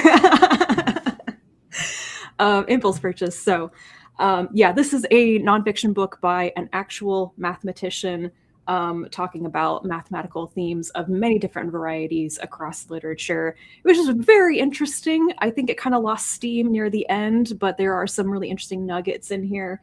And if you really like math and you need a push to go read Moby Dick, then this is probably the convincing argument for you. And the last thing that I want to mention is currently reading things. I am about halfway through The Notebook, A History of Thinking on Paper by Roland Allen. I've been interested in reading about books and paper and the history of all that for a little while now, and this is another one in that journey, which is all about, kind of when the idea of the notebook was invented and its impact on pretty much everything, but especially the way that people keep records and the way that people think, and the way that influences or has influenced artistic processes too. So things like all the notebooks of Leonardo da Vinci and what that tells us about his thought processes and stuff like that. So really, really enjoying this one and would recommend it. And I am listening to Slow Gods by Claire North, which is, it's called Slow Gods, and it's a bit of a slow meditative science fiction novel. So I am liking it. It's not hugely adventurous though, but I feel like if people really liked Adrian Tchaikovsky's Final Architecture series, it's like that, just without the massive amounts of war. So there you go. Can I go next? Because Yes. I have very little, very little. Yes. Before I go, just want to address Soskoni's comment about the aphantasia. I will fully admit that I did not really, in the context of our conversation about AI, really consider the impact of my words. So I would just like to apologize for that. So that is the one thing I will say. My feeling on that is bring back really well illustrated books. I know! And fan art is so good. Wait, I have an illustrated book I want to actually talk about. But okay, so update on my other reading. Since we last talked, have I finished anything? No, I still keep edging and blue balling all of my reading. It is like all of the books that I have previously been reading are sitting. I'm slowly reading them, but none have been finished. So there's that. I have started new things since then, so the problem keeps going worse. So I'm currently reading and quite liking it.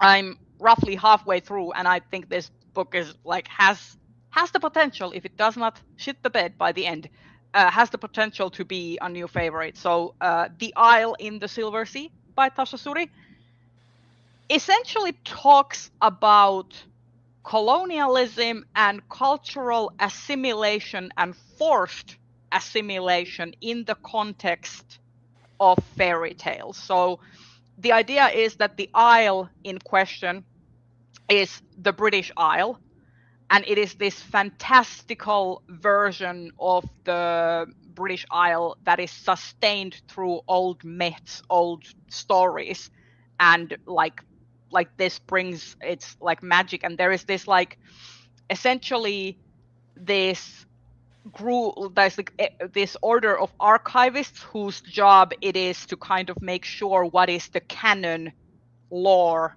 of the Isle and keep it intact. And then there are people who are called Elsewhere Born, who come to the island, and essentially they come up from, like, let's say places like India, etc. But when they come to the Isle, they forget where they had come from. So they are just known as people from elsewhere, and they forget their language and their culture and their customs when they come to the Isle. But also because there are like these Elsewhere Born in the Isle, they are starting to have an effect on the stories and the lore, and they are like there are new stories being born, and new versions of the old stories being born that the archivists are trying, like they do not like that these new stories are being born. So it's actually like really interesting concept, or like dissertation essentially against forced assimilation. And like it talks about like who gets to define culture and who gets to define history, and what kind of history and culture is worth preserving. And it's also a sapphic queer love story. So I'm really liking it so far. Also, the font is huge. Look at this. I don't have to wear my glasses when I read this. It's the best. Look at it. Look. It's fantastic. I love it. Like more books with like I can read a hefty chunky book. Give me a size 14 font with a nice. I love that. Yeah. I love a good font. I'm starting to push 40. I need big font, please. And the other thing that I just started, because I picked this book up today, because I noticed that it had come out. Semantic Error, Volume 1, the light novel, Print is out in print in English. And I will say, this raises eyebrows for me as well, because, and I have talked about this before, when it comes to translation credits in manhwas and assorted media. What is this? English translation, copyright, Publang LLC. What is this? Why don't we have a credited person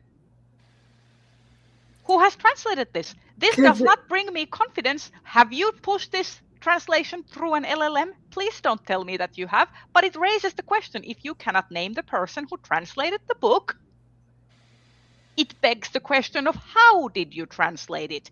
Who was responsible? They sent it to a translation agency that probably specializes in longer manuscripts like that. They fed it through a machine and said good enough. And if any individual people put their stamp on it, they are anonymous within the cogs of the machine. So. Yeah, and I hate it. I hate that. I want a world where translators are credited with their names, because translating is a real, honest to goodness work and profession, and we should respect translators because language is important. So in any case, that's my rant about the publication of this. But it's essentially like this kind of like there's like text messages, so it's kind of like very multimedia way of like telling the story, and then there's illustrations as well. Like not many illustrations, but quite a bit. I have read Semantic Error, the comic, previously, the full story, and this, if I remember correctly, has the same illustrator for the illustrations as the comic. and I'm only just like maybe 1 or 2 chapters in, but I'm really liking it. I've been wanting to read this for a long time, and now there's an official translation out of it, so I'm really happy about that. Also, illustrations, great. And this is essentially an enemies to lovers story about these 2 university students who get up on the wrong foot, because essentially like one of them, they work together in this group assignment, and then because none of the persons in the group show up to actually do the work, the main protagonist essentially discredits all of them, does the assignment by himself, presents him as his work, and basically causes everyone else to get like a failing grade. My hero. Yes, and this is why they become enemies, because he causes this thing, and I like that, because that is still the sort of thing that you can be pissed off at someone that they did that to you, but it is petty enough that you can actually grow past it. So Please it's put this on the pile of things to force me to read when I'm there. Yeah, but it's great. Like I'm really loving it. And then because I bought a book, I have not started this book, but this is a book that I'm probably going to start when I have finished my current nonfiction read, and I want to mention it because it seems really interesting. It is Making the World Clean: Wasted Lives, Wasted Environment, and Racial Capitalism by Françoise Vergès. And it is essentially about, like in this book, Françoise Vergès examines the racial and gendered politics of wasting lands, bodies, and resources, and the organized deprivation of vital cleaning needs along racial lines. So it essentially talks about like our attitudes towards like cleaning as professions, but also in terms of like environmental politics, like whose responsibility it is to clean, who do we assign as cleaners of our environments and in our societies, etc. Why is it very gendered and racialized and stuff? So this is what I will be reading next. And also Dai will be very happy to note that there's about this much sources. So it is 130 pages of actual book, and the rest is just like very heavily annotated, footnoted sources. That makes me so happy. So that's me. That's all I have. Dai, are you and I going to be able to get through everything we've read in the next 15 minutes, or are we going overtime? I think we're going overtime. I don't have any issue going overtime because I am 1 hour early, baby. Yeah, thanks George W. Bush for this fucking ridiculous. That's the only thing I will ever thank that man for. This one very specific useless thing. Okay, yeah, so I haven't been doing a lot of reading. I'm in the middle of like 4 different things right now, but so what I have read is not Luke. So I read To Catch a Fascist, The Fight to Expose the Radical Right by Christopher Mathias. This is a book that just came out, and I had found out about it doing an Idolize browse while I was really bored at work. And it's basically about attempts by anti-fascists to dox far-right members. So one of the main characters in this book is a man who goes by the pseudonym of Vincent, who infiltrated Patriot Front in the Pacific Northwest and basically collected a lot of video, collected a lot of information about who was involved, and like was able to get into their digital spaces, and how that led to kind of widespread doxing of Patriot Front members and undermining them. And it also talks about like what happened with Charlottesville, talking about the history of anti-fascism in the United States and kind of their efforts to expose people. So like going all the way back to the KKK in the 1920s and how there had been like this really strong presence in Buffalo, New York, and how someone infiltrated them and like got their member list. And the mayor who was like fighting the KKK posted it in a public setting so that everyone could see who was in the KKK. It's a very interesting book. I would say if you're at all interested in like that component of anti-fascism, it's definitely worth checking out. I read The Sentence by Louise Erdrich. This was one I think I was in the process of reading last time we met, and so I did finish it. And I did enjoy it. Just be aware if you are reading it, it is very much a COVID novel that takes place in Minneapolis. So you're not only dealing with the pandemic, but you're also dealing with the protests against George Floyd's murder and how that kind of really shifted things within the Twin Cities. But I really liked Erdrich's writing. I think she has a new book coming out soon, so I definitely want to check that out. I really liked her prose and her character, and it's a little like there were times where I did have to put it down because like there are some memories of like early pandemic in 2020 that are just like so visceral. Like I had to have some space to process it. But I really liked Tuki, the main character. I really liked the exploration of identity and history and how everything kind of influences the present. So it's definitely more lit ficky, but like I said, I enjoyed it. Was this the first Erdrich you read? Yes. Because I think you should try and read The Future Home of the Living God. That's one I definitely want to check out. Like, I want to go back and read her backlist. Hi, buddy. He's so sweet. He doesn't do as salty. He doesn't do as much crime as his sister, but he does do crime.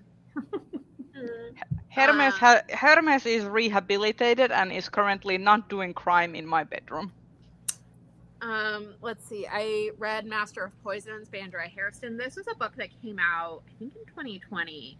And it's like her epic fantasy debut. And so it's set in this African-inspired world, and we're following two characters. One, a man named Jola, who is like the emperor's spy master who gets exiled because he's like there's like climate disaster and he like has a plan to deal with it, or like is trying to find a plan to deal with it, but it will involve a lot of work and sacrifice. So he gets exiled and like ends up on a pirate ship trying to figure out what to do. And then we're also following this young woman named Ala who has magical powers and is raised in this community that is more egalitarian, but is kind of separate from everyone else.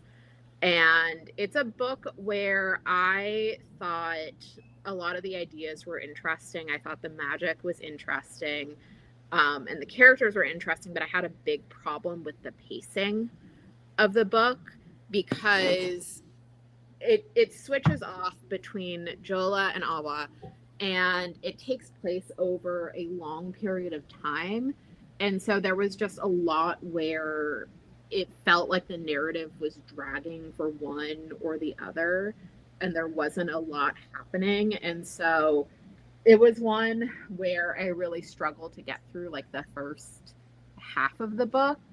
And then like once they get together, like things start happening faster and the pace picked up and I was able to like read it. But it's one where I think this was a book that started off as a novella and then grew, and I think it did need maybe some more editing or like kind of reevaluation of how the two timelines were working together. And like I don't think we needed a whole lot with the pirates, for example. I feel like that was a plot that kind of overstayed its welcome. But I would be interested in reading more of Hairston's work. It's just this was one where like I read it. It was fine. I'm probably not going to reread it, so I'm going to unhaul my copy. Then I finished the Tita Rosie's Mystery series. I'm very sad that it's over, because that is like my platonic ideal of a 3-star cozy mystery. So I did read Death in Dunugan. I enjoyed it. I always have a fun time with these books. I'm glad it didn't end on Lila and Jay's wedding. I like that we kind of get a hint that it might end up there, but it's not like definitive. Yeah, I don't really have a lot to say about that one.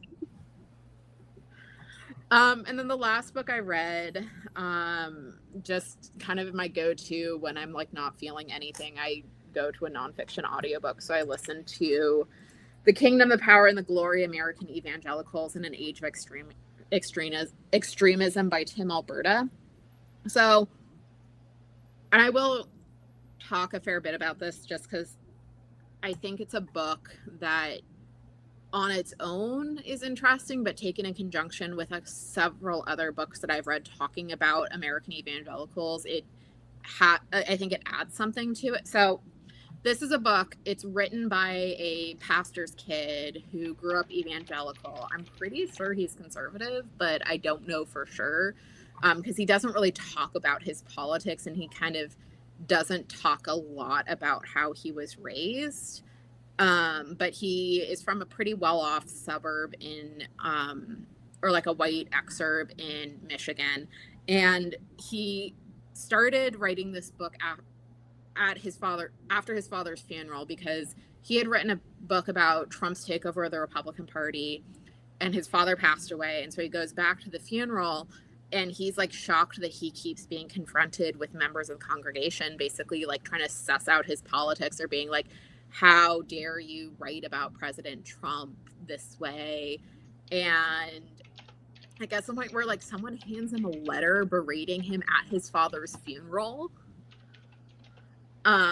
which is just like complete out of pocket behavior. And so he starts writing this book, and his goal is to kind of explore like how evangelicalism became tied with extremism.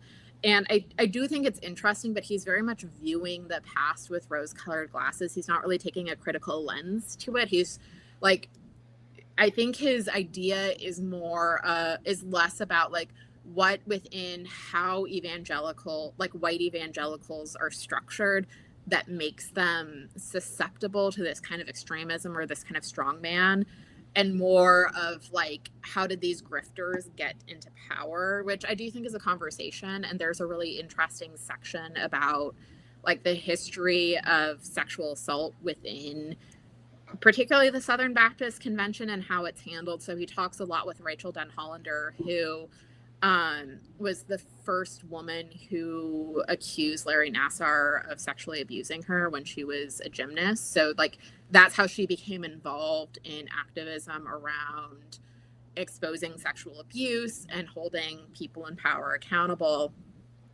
But where I think it falls short is, again, there's not really this examination of evangelicalism. And so that's why I think it's something that needs to be read in conjunction with two books in particular. One is Jesus and John Wayne, which came out in 2020. And that is by Kristen Kobes-Dumez. And she's a historian, and you can really tell that she's been trained as a historian, because she takes this very, like, she does a lot of digging into kind of why evangelicals have this history of aligning themselves with strongmen. She goes into kind of like the crisis of masculinity in the late 1800s, early 1900s that Teddy Roosevelt was involved in, and also like the Second Great Awakening and kind of like the very unique situation of Christianity in America. And then I also think it should be read in conjunction with Wild Faith by Tal Levin. This was written under his dead name. He's since transitioned, so he's now going by Tal Levin. But this started because he had asked in like 2021 about people's like experiences with like To Train Up a Child by Michael and Debbie Pearl, or like corrective, like spanking and things like that in an evangelical context. And he got so many answers. Like he got so much, like a huge response. It led to him doing like this 3-part series on his newsletter, and then also writing this book. And Wild Faith is more focused on how kind of how there's always been this strain of violence and coercive control within fundamentalism and evangelicalism in the United States. So I think those 3 should be read in conjunction with each other. And then for what I'm currently reading, I'm still reading The Open Veins of Latin America. I am trying to finish it in the next week so I can focus on some Transwrite Readathon stuff. I did start the Bewitching audiobook, and I am enjoying it. And again, I am trying to finish it.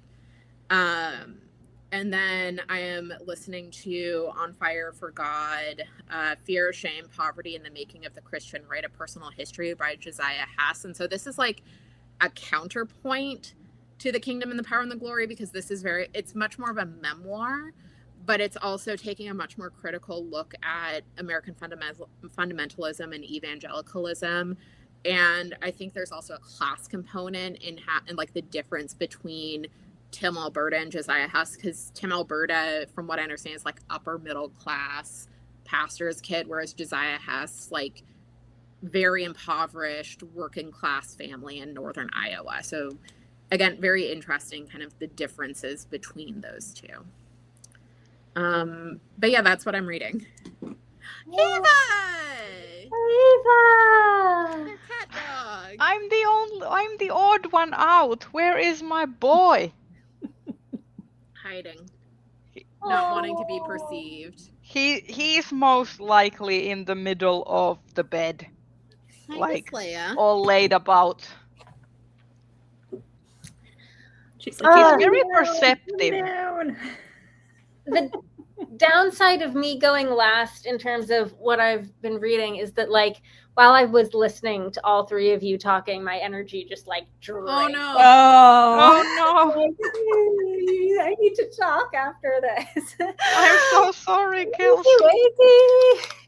It is my fault for being up most of the night trying to read something to nominate for the Lodestar Award. Which reminds me, March 28th is the last day to nominate for the Hugos. 9 a.m. Pacific, so I don't know the time zones for everything else. That 9 a.m. Pacific? Yeah. That is... What happened to midnight Pacific? Why are we not doing that? Because bad decisions were made by everyone involved. So, Kelsey, you have less time, I suppose, than you were preparing for. Yeah. Anyways. Okay. Where were we last month? Did I talk about the imposition of unnecessary obstacles last month? I can't remember if you did. Last month you did not talk about mostly anything because you were just fresh out of surgery. Well, I definitely talked about... I think you talked maybe about like 1 or 2 things. I think I only had like 1 or 2 things to talk about. So I think the first thing I have to talk about is the imposition of unnecessary obstacles, which is the second Investigations of Massa and Pleiade book by Malka Older. I did regret that I took too long to read it because there were plenty of references to the plot of the first book, and I was like, oh, I don't remember. But it was fine. I liked it. It was fine. It was, very similar in vibe to the first one. These are sci-fi mysteries.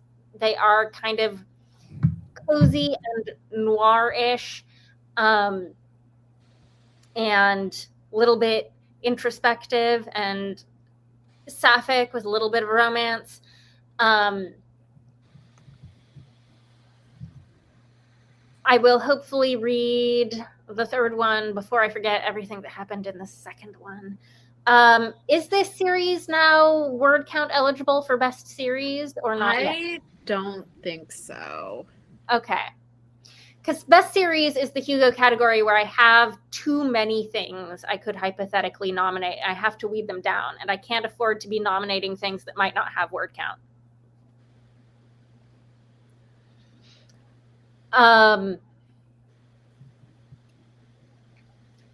I read, okay, so that was the first thing that I read when I was recovering from my surgery and letting myself read whatever I wanted. And then I read Paladin's Grace by T. Kingfisher, which I know you're all shocked I haven't read this yet. I have not read it either, but I own it. Okay. So I finally started this is the Saint of Steel series. These are fantasy romances set in the world of the White Rat. I've read other World of the White Rat stuff. I've read, I think, everything in the World of the White Rat that comes before this. I've read the Clock Tower War duology, and I've read Swordheart. And I was expecting, given how intensely loved this book is, that it would be better than Swordheart, and I don't think it is. I recall thinking Swordheart was one of the best things written in that world. I would probably still rank it over the Paladin books. I've just seen so much more hype for this one than Swordheart, and I was expecting this to be better than Swordheart, and I was mildly disappointed that it wasn't. Still very good. Still totally enjoyed it. I got a little frustrated with these characters in the early part of the book where they both they meet each other and immediately manage to separately convince themselves that it would absolutely be the end of the world to attempt a flirtation for no reason whatsoever. I think that is a romance trope thing that Vernon really leans into, in particular in the Paladin books. There's this very high angst factor. Neither of these characters have any reason to believe that a small flirtation to test the waters would be the end of the world, and yet they independently convince themselves of this wholeheartedly. I think every single Paladin character is like that. They're all defined by this, our god died and we're not worthy. She's doing, Grace is doing I know, but they're all like, we're not worthy of love. I fully think that is a very realistic thing. That most people relate to, not having the guts to go and approach the person you have an interest in. Oh, absolutely. But it's not that they don't have the guts to approach. They're dealing with each other for plot reasons. Yeah. They both think that the other is going to be absolutely horrified and repulsed by a flirtation. I don't know why. Still relatable. When you have low self-esteem, in some case, you're this person will think me an ogre, and they would be right. That's I find that very relatable. Oh my god, you have the hots for me? What is this? Are you blind? Or do you have some other? That's the reason that either of these two characters have. I think that they are both they think that the other person is not looking for love, and therefore would not be open to a flirtation. Neither of them has given the other any reason to believe this. Big trope. Yeah. This. Anyways, I was thrilled to realize our lawyer character from Swordheart, Zale, is back in this. Is Zale in the rest of these books too? I can't remember. They popped up occasionally, as well as I will read any book with Zale in it. Any book with Zale, and is it Beartongue? Who's the lawyer type? Beartongue is the head of the temple, the bishop. Oh, yeah, the white, yes, yeah. Also love that character. Now Sunshine is meowing at a corner of the door. There's a ghost. There's a ghost or someone in the hallway, or there's a mirror and she can see me in the mirror. It's very creepy.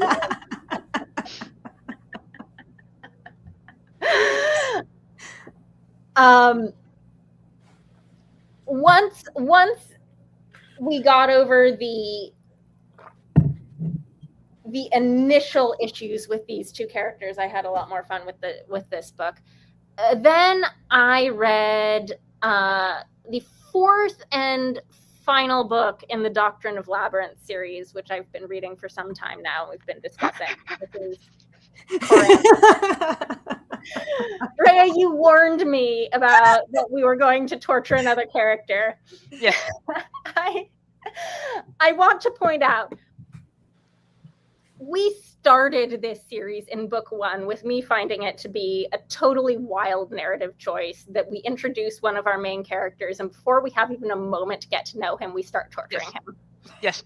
We do it again in this one. Yes, I warned you. I warned you. Did we like it in book one? Let's do it again. Here's a brand new protagonist. You're going to know him for 2 seconds, and then we're going to start torturing him.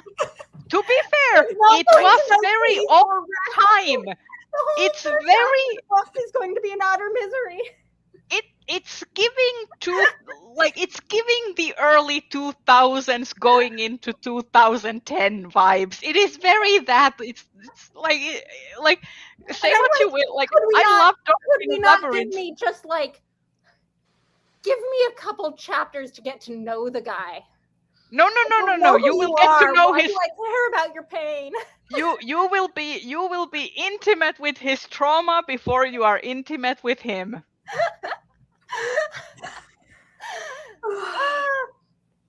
It's a little more frustrating because, like, one gets the sense that if I had gotten a chance to know Kay before we started torturing him, I might have actually liked him and cared about him. Whereas, like, Felix is the opposite. The more you get to know Felix in the book one, the less you like him. Felix is the proof that there are some persons who are not redeemable no matter what they go through. And yet, this book is doing its utter darndest to try to convince me that I should like Felix by the end. I disagree with that. I feel like there's a difference between Felix. Felix actually. Not that I should forgive Felix, but that I should like him. I feel like this book really wants me to like him, and I don't. I'm so skeptical of that. I did not get the same feeling because I just feel like in the final book, Felix has this thing that after 3 books of making the worst decisions and then blaming everyone but himself for him making those horrible decisions, he at least tries to curb his base instincts of doing even more worse decisions, and I don't think that is the same as the book trying to make you like him. He is less shit. This is the book that showed me Felix in a bookstore and made me see how much of a book nerd he is, and like gave me like nerdy Felix. And like if Felix has one redeemable quality in the entire series, it's that he's a book nerd, and like we're all book nerds and we're supposed to relate with that. And now you're telling me Felix is going to be nice to his brother and he's going to go to a bookstore and get completely overwhelmed by all of the books. But the thing is, you're not going to trick me into liking Felix this late in the game. But you need to remember that may be Felix's redeeming quality, and it is instantly juxtaposed with the fact that he's also a book snob and an elitist. Yes. And he consistently nags Mildman. My real problem with this book is neither of these things. These are both fine. My real problem with this book is that Mildmay gets no plot in it.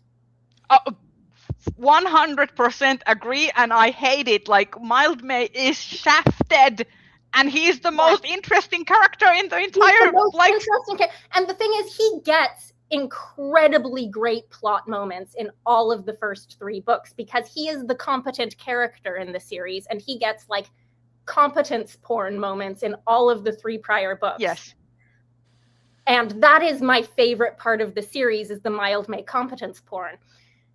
And you don't get any of that in this one. He is just along for the ride, and it is while Felix tries to redeem himself, and it is extremely frustrating. The thing that I loved about this book, and I keep telling you, everything about this series is like high highs and low lows. The thing that I loved about this book was the sort of like, we are going to just take these characters out of this setting they've been in for 3 books, drop them into a completely different setting. It's going to feel like a totally otherworld AU situation. We have trains now. We're still fighting our wars with swords in this country, but we have trains. It's got like 19th century. We have hot and cold running water, and it feels like, okay, we have entered the modern world on the other side of the mountains. I think that's incredibly fun.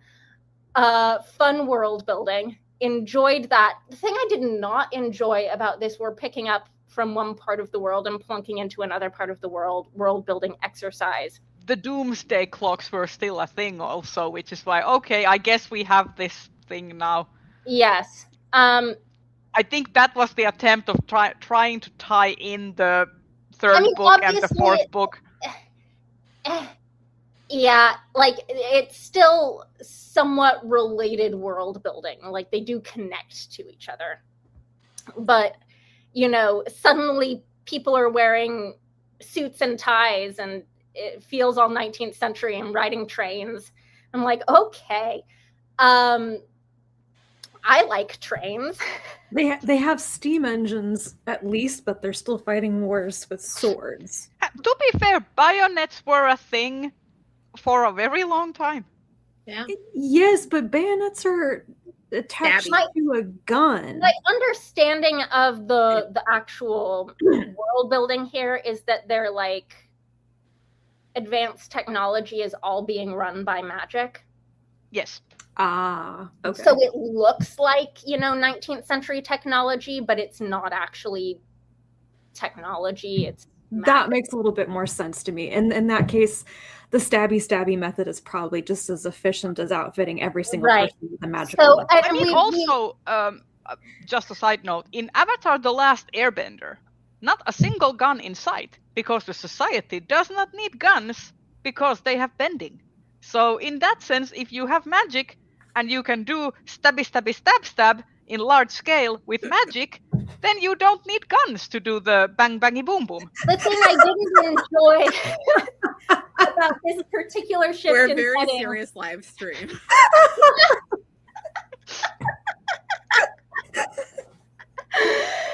was that I didn't love the idea that we're going from a part of the world with like less homophobia and less sexism, and we're ending the series in a part of the world that suddenly has more homophobia and more sexism, and this is supposed to be a happy ending. Yeah. As said, I love this series, but I will say that it is definitely a time capsule of both of where fantasy was in the mid 2000s / early 2010s, and also where Sarah Monette was as a writer, because like her very next series, which starts with A Companion to Wolves, is also about this it's also very much a time capsule of its time, but basically goes into like this kind of very masculine coded society where they basically bond with wolves, and there's like these warriors who have like pair bonds with their wolves, and Isn't even that is also very with Elizabeth Bear. no yes. Is it? Because they wrote an entire like trilogy together, yeah? Oh yeah, And it is. It is co-written. I always So forget I that was thinking I was going to skip those because I'm generally like uninterested in reading Elizabeth Bear.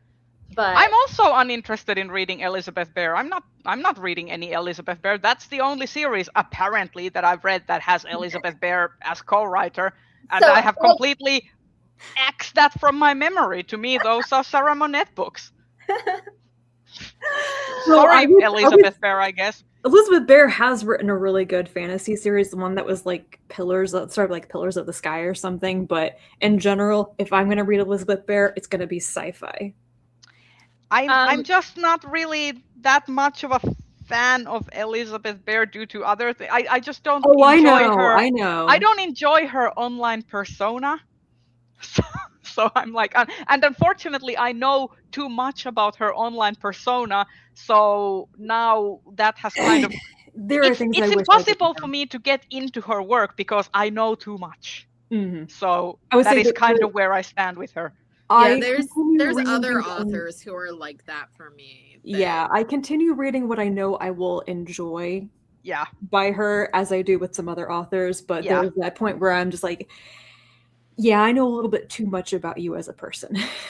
It's the whole thing of like, if I have already read you, like your work specifically, then I'm like, I may be able to kind of like, well, okay, I may be able to separate, but when I'm not, and I know that, then that kind of puts a threshold of like, I have a hard time even starting with your work. Anyway, Kelsey, go ahead. I forget where I was going with this. Magic and Corambis. Yeah, and it in addition to like the magical world building, the political world building is very interesting. We stumble into this country right at the conclusion of an unsuccessful attempt at like civil war rebellion of a conquered portion of the country, and dealing with the aftermath of that from sort of both the perspective of Kay, who fought in that war and lost, and these two complete newcomers who have absolutely no idea what the political situation they're wandering into is. All of that is really interesting. There's a decent amount of nuance. It's well written. I just I'm not satisfied with the conclusion of this series particularly, but I wasn't exactly expecting high highs, low lows. That's my experience with this whole series. I will say that with Doctrine of Labyrinths, especially, like, I remember when I was reading it as a freshly out of high school teenager, and I was so sad that there was because the ending of the series is very bittersweet in terms of like, it is happy, but none of the characters really get to happiness necessarily. The book ends with the characters being at a neutral point, essentially, where there's a possibility there may be happiness in the future, but there's not happiness in the present now to what you'd expect from a happy ending. Whereas when I was rereading them in my late 20s, I felt like from the onset I did not think that the series, even with the knowledge of having read the series fully, but like just from a character perspective, there was no way any of these characters were going to be happy or like going to get a happy ending. Right. And Felix doesn't deserve one anyways. When the world has run out of Felix haters, I will still be a Felix hater. And I enjoy his character. Basically, Felix has no haters, you're dead. Yes, exactly. Anyways, so I finished that series. Did not enjoy that the whole thing built up to Felix saving the day when I thought Mildmay should have saved the day. But And then I read The Hands of the Emperor, which took me a while because, as we have mentioned, it is like nearly 800 pages long. Well, no, it's like 740, but very small print. This is like, if any book is a cozy political fantasy, this is a cozy political fantasy. Just like unbridled political optimism. Come on, universal basic income. We need it. Disaster preparedness. One man remaking the empire into like actual democracy. The most competent career bureaucrat in the world is also completely incorruptible and completely altruistic and has everyone's best interests at heart and will do all the right things always, and he's your protagonist. See, this is the kind of escapism I want and need. This is great. If that is escapist for you, if you can read that without being like, this is so unrealistic, how can you flaunt this at me in a world where I know none of this can ever come true? If you're not that person, if you're the person who can get immersed in this and be like, oh, how wonderful. Oh, how I wish. Oh, how I wish. There is friction in the story. Immersive, because it is so long, and this is the type of book that, like, judging by the format, I suspect I will need my glasses. Or read the ebook, which is easier to transport.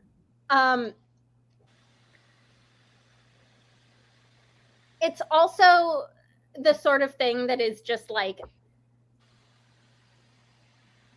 the length is partly because it takes place over the course of like 5 years, and also partly because, like, if there is a conversation to be had, we are not stingy with the dialogue, we are not stingy with the monologues. People will talk uninterrupted for pages if they need to. We will hear the same story about the protagonist's life told in full multiple times, but with emphasis on different elements.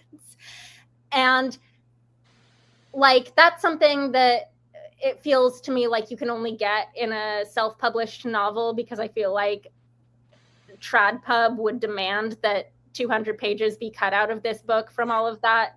I feel like, having read some of like her shorter stuff now, there is a great amount of indulgence in her writing. It's we love these characters and we just want to have 20 pages of them talking to each other. So let's do that. For me, that is deeply, deeply something I enjoy. If George R.R. Martin can indulgent. Yes, if George R.R. Martin can spend 7 pages describing 4-course meals at feasts, I think we can have some indulgent character building moments.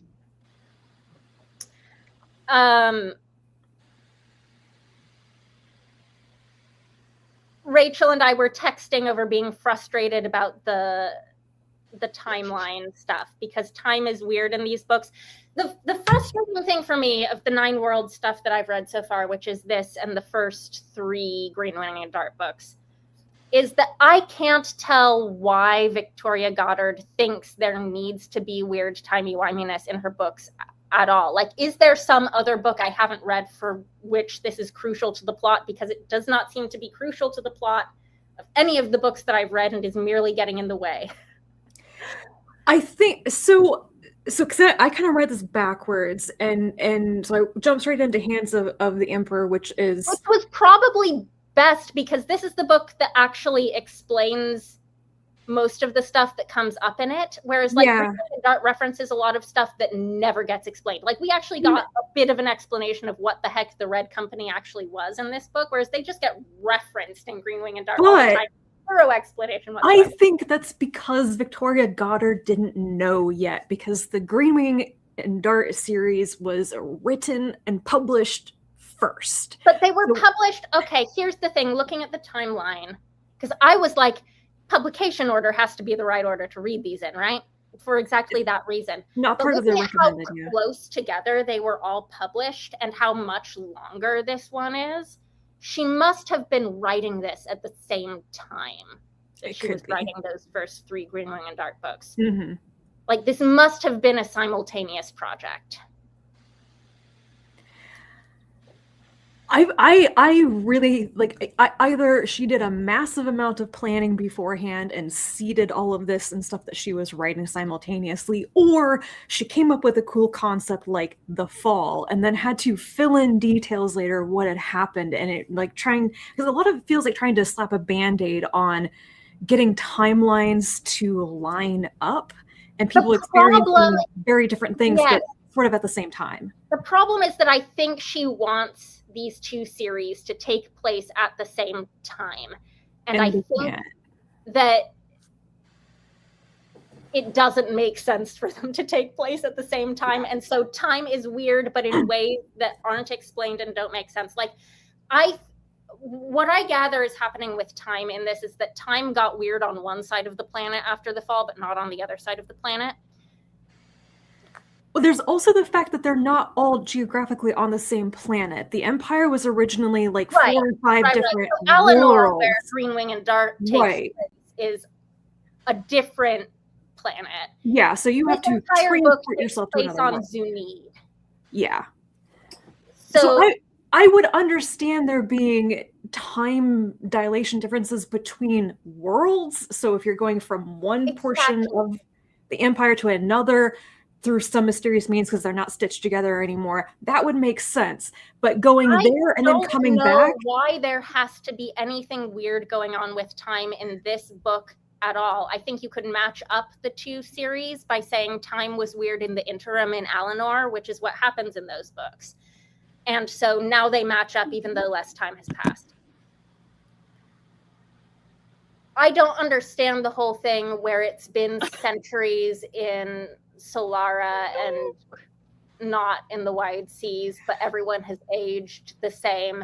And it doesn't seem to have affected anyone's psyche. That's the thing, because I think we're meant to assume that Cleofer has gotten so much good work done because it's been like centuries where he's been, but it's been 1,000 years.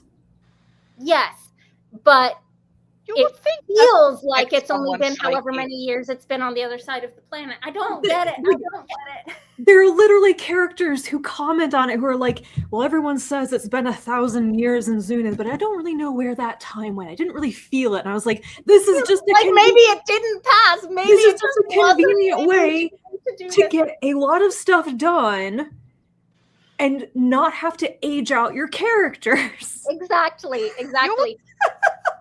Also, I think that would, like, if you bring about, like, for example, generations, like this would be generations of bureaucrats doing these changes, then you run into the unsexy part of politics and bureaucracy where multiple administrations will do shitty things. The protagonist's relationship with his family, who lives in the part of the world where time didn't get weird, and he's still like the same age as his sister and cousins and stuff.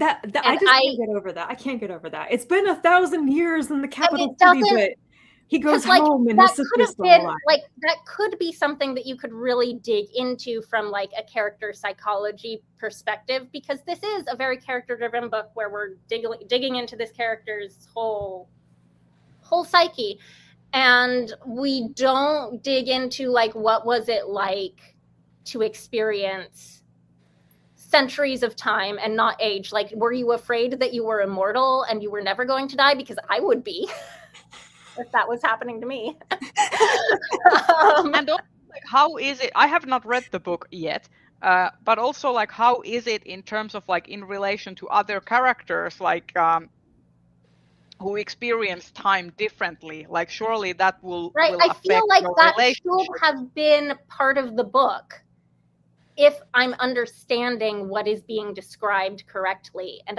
it makes me second guess whether I'm understanding what she thought she was laying out correctly. A tiny little hint of that in the fact that, because these 2 very different stories going on. It's Cleofer Kip is changing the entire world, this one man changing the entire world, and theoretically he's got like 1,000 years to do it. But at the same time, there's the story about him and his family and his culture. And these seem to be happening at a very, very different time rates so that he can achieve both of these things. And his family, who doesn't experience what he experiences in the capital city with the time flow, doesn't quite understand what the hell he's doing. It's like they're in a different timeline where only it feels like a couple of years, 20, 30 years has passed. But for him, he's like, I've had this entire career where I've done amazing things, and you don't understand that. But the time part is never explicitly part of that. It just feels very weird to me that it's not made more clear. Ramsey, I have no idea what you're saying about accent. I don't know what my accent is. What happened to Rachel's accent? I didn't know. What happened? What did I say?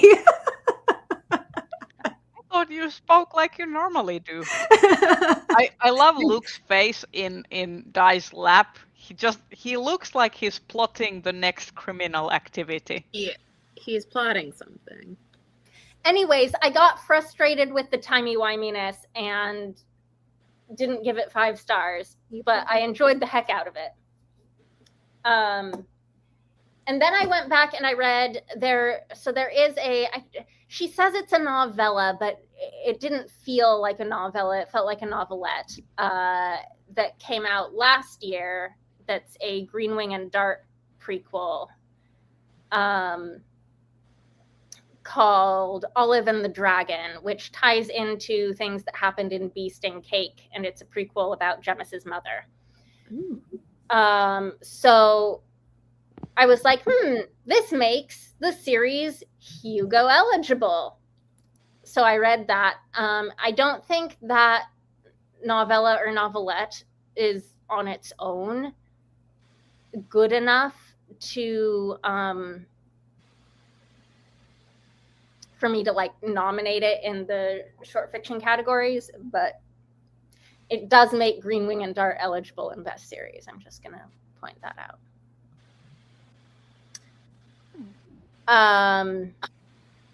Then what did I read? Have I read any? Lodestar. Lodestar? Okay, You're so in panic right reading now, Lodestar? Right now I am reading Forgery of Fate by Elizabeth Lim, which is a YA book. Published as a YA book. From a YA publisher. It's for the youths. Actually, for the youth, yeah.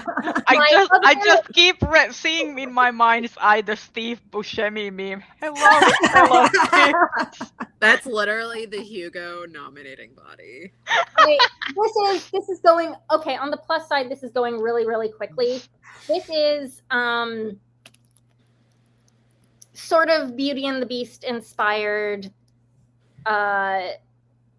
story with like a cursed dragon prince, and the protagonist is an art forger who has like a prophetic ability that means she can like paint visions of the future.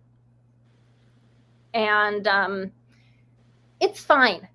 It's totally readable. It's like enough of a page turner that every time I look up from the book, I'm surprised at how far I've come and how, many pages I've turned.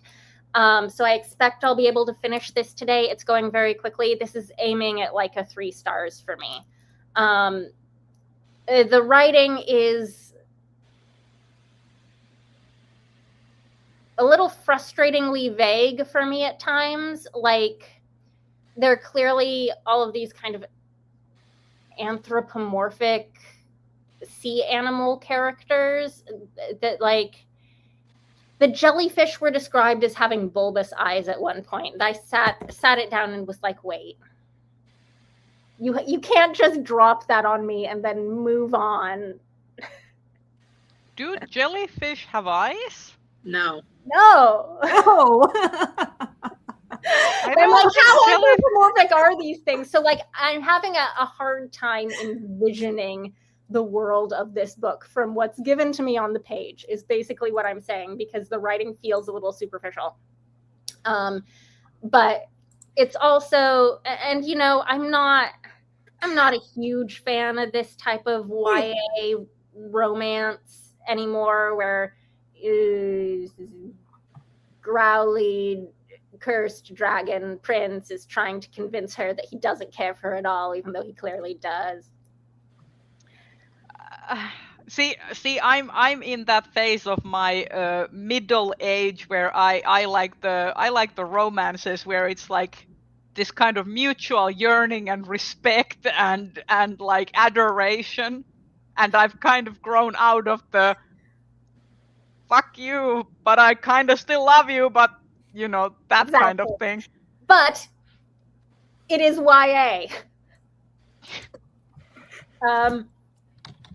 My other YA book that I already have on my Lodestar ballot is Among Ghosts by Rachel Hartman. And I don't know if I'll be able to get to anything, but I will at least have 2 books I've read that are actually YA to nominate. That is my goal. And then I also started reading in novels that were published last year. One of my most anticipated like fantasy sequels of last year was Saint Death's Herald by C.S.E. Cooney, which is the sequel to Saint Death's Daughter. I'm about a third of the way through this on my Kindle, and it's disappointing me a bit. So I think I might put it aside until after the Hugo nomination rush is over, because I don't think I'm rushing to finish it to put it on my ballot. I might have better luck picking up something else that'll be more likely to get on my ballot. I don't know. So that's what I've been reading. Wow, that went long. We've gone long, and funnily, we did not even talk about Wuthering Heights. Can I just 2 minutes? Because I suffered. Wuthering Heights. You are the one in the time zone where, like, how late. That is true. Matters. That is true. But I'm also cognizant that people have things to do. But Wuthering Heights. I saw Wuthering Heights. The good thing is I went to see it with friends. We went to have dinner. You know, it was nice. And the movie theater we went to, you could order drinks and food to your table. Did you like have an alcoholic bevy? Well, I had an espresso martini and a whiskey sour while I was watching this movie. Okay, here's the thing. I think the biggest crime that this movie makes, for me specifically, because like, let's even, first of all, the quotation marks around the title are doing so much heavy lifting. Yeah. That like the word adaptation is doing so much. So we can just ignore the book. The book is not even in the room with us. The book has immigrated to the other side of the world. The book is not here with us. Like, the book was not consulted when this movie was made. The book left cliff notes that were consulted. That's my feeling. But essentially, it was so dull. Like, you know how every single actor is giving their most hammiest, yet at the same time the most wooden performance. Like, I don't understand how you can be camp, like not camp, but like you can be so over the top ham, but also dull at the same time. It's a feat. It's like how is that possible? Because like the script gave nothing to these characters. Everyone was just like, Kathy, you are now starring as the whiny, entitled person, and that is what you will be from start to finish, from child to like grave. Heathcliff, you will just have 2 modes. You will either be completely obsessed with Kathy or completely obsessed with Kathy. And that, like, basically that's it. Everyone, like, it's like there's no nuance. There's nothing. It's just like cardboard cutout characters, and it's so dull. And I was thinking, like, the costuming, and not even going, because period accuracy, who is she? She's not here. But like the costuming, actually, I thought was good. But not for this movie. I was just like, oh, I love these costumes, especially Kathy's the black sleek like oil slick dress that she wears at one point in the movie. I was like, oh my god, that costume is so wasted in this piece of shit movie. Like, I can't believe like that costume could have been used in something that was actually great. Or do I need to go see it? I don't think you should pay for it necessarily. Wait till it eventually comes into a bargain bin near you, or the cheapest streaming option. Or until the DVD shows up at your public. Yeah. There is the scene where Jacob Elordi's Heathcliff. Excuse me. What? Oh yeah. There is the Emerald Fennel takes the. So in the book, Kathy is described as sleeping in the skin room.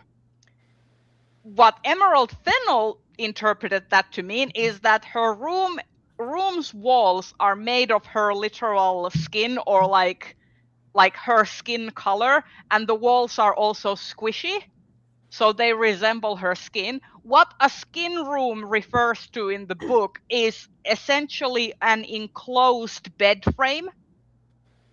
So one of those wooden beds that have the slats and you can close yourself in, like that is what a skin closet or a skin room means. So it is very, very literal interpretation of everything.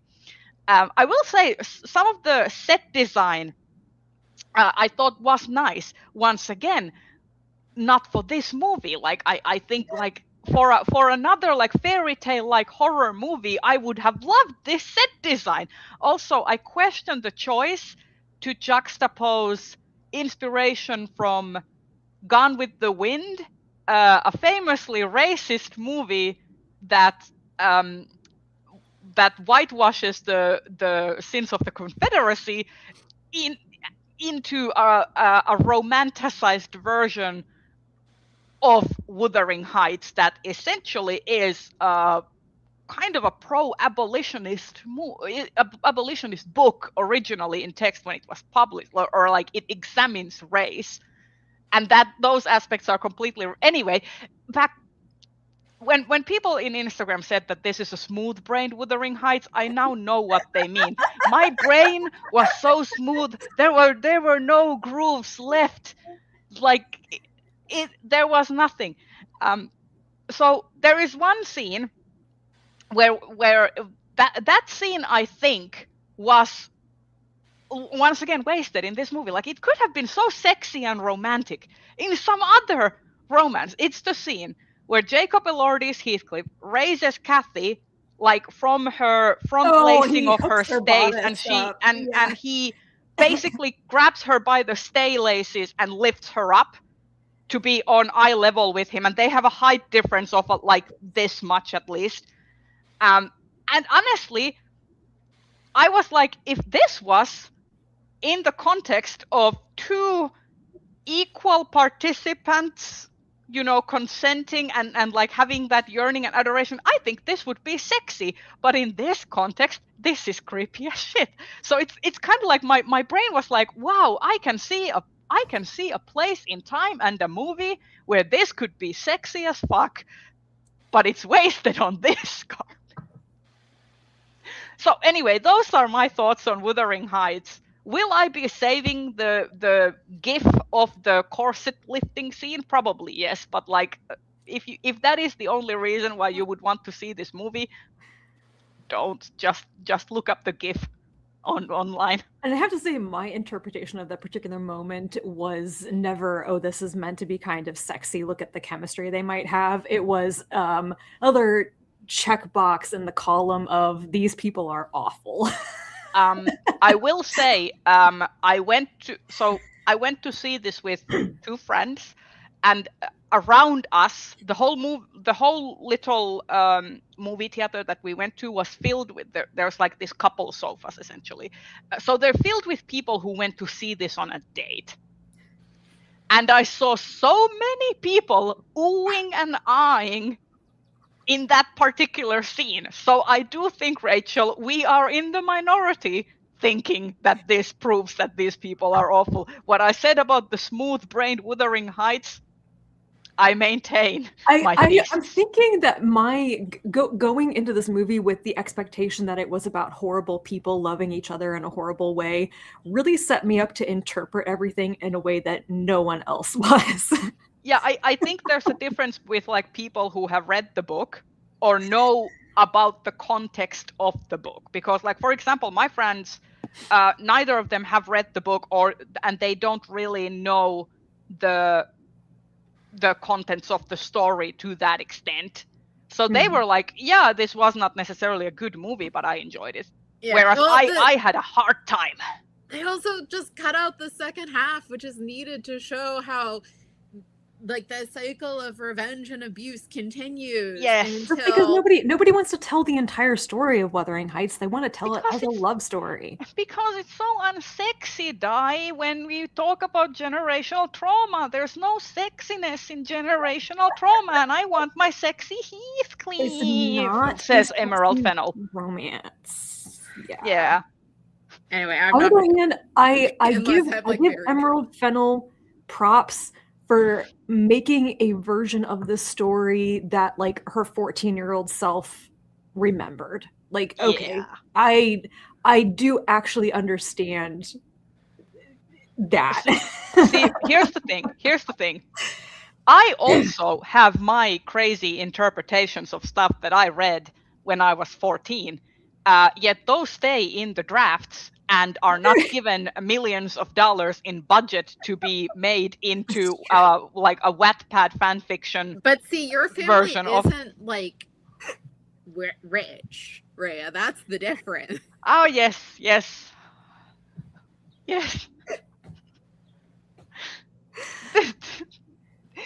Like my whole idea when I was seeing this movie was the Ian Malcolm, like in Jurassic Park.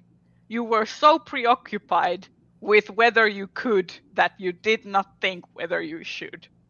Yeah. And that's speaking of, we probably should wrap up because it's almost 2 and I need to eat lunch. I'm also in dire need of a snack. Yes, but at least I got to tell you about my experience with Wuthering Heights. On that note, where can we find you all, Rachel? Here in the live shows, because apparently I am not posting or doing anything anywhere else. Rhea. Same, I am doing my part. I'm doing my part, hosting the Stitch and Bitch live shows here on YouTube. So here in the live shows and also somewhat on Blue Sky. Especially when it comes to soccer. Yes, soccer season has started. NWSL season is already chaotic as fuck because who had Angel City and Houston being at the top of the table? No one. And if you watched figure skating at the Olympics for the first time and want to watch more of it, Worlds is coming up. You have to look into that. Yeah, a bunch of the Olympians have withdrawn from Worlds. It's going to be interesting. It always is post-Olympics. Weird, interesting. I am here on my YouTube channel. I took a bit of a hiatus for the surgery recovery. I'm hoping to be back. I'm on Blue Sky and Mastodon, mostly with just like regular updates. I'm not posting a ton. Anyhow, thank you all for joining us on this, slightly unhinged live stream. Almost 3-hour live stream. No, the unhinged ones are the best, though. Yeah, they are. And we always end up going over whenever we talk about awards. I feel like yes. When we decide to talk about awards, there's like this tacit understanding that we will be going long. Yes. Thank you for sticking with us, especially those of you who were here the whole 3 hours. Next month, whose channel are we on? Dai. Me. Yay! I remembered! For once! Anyways, thank you all. Bye for now. Bye.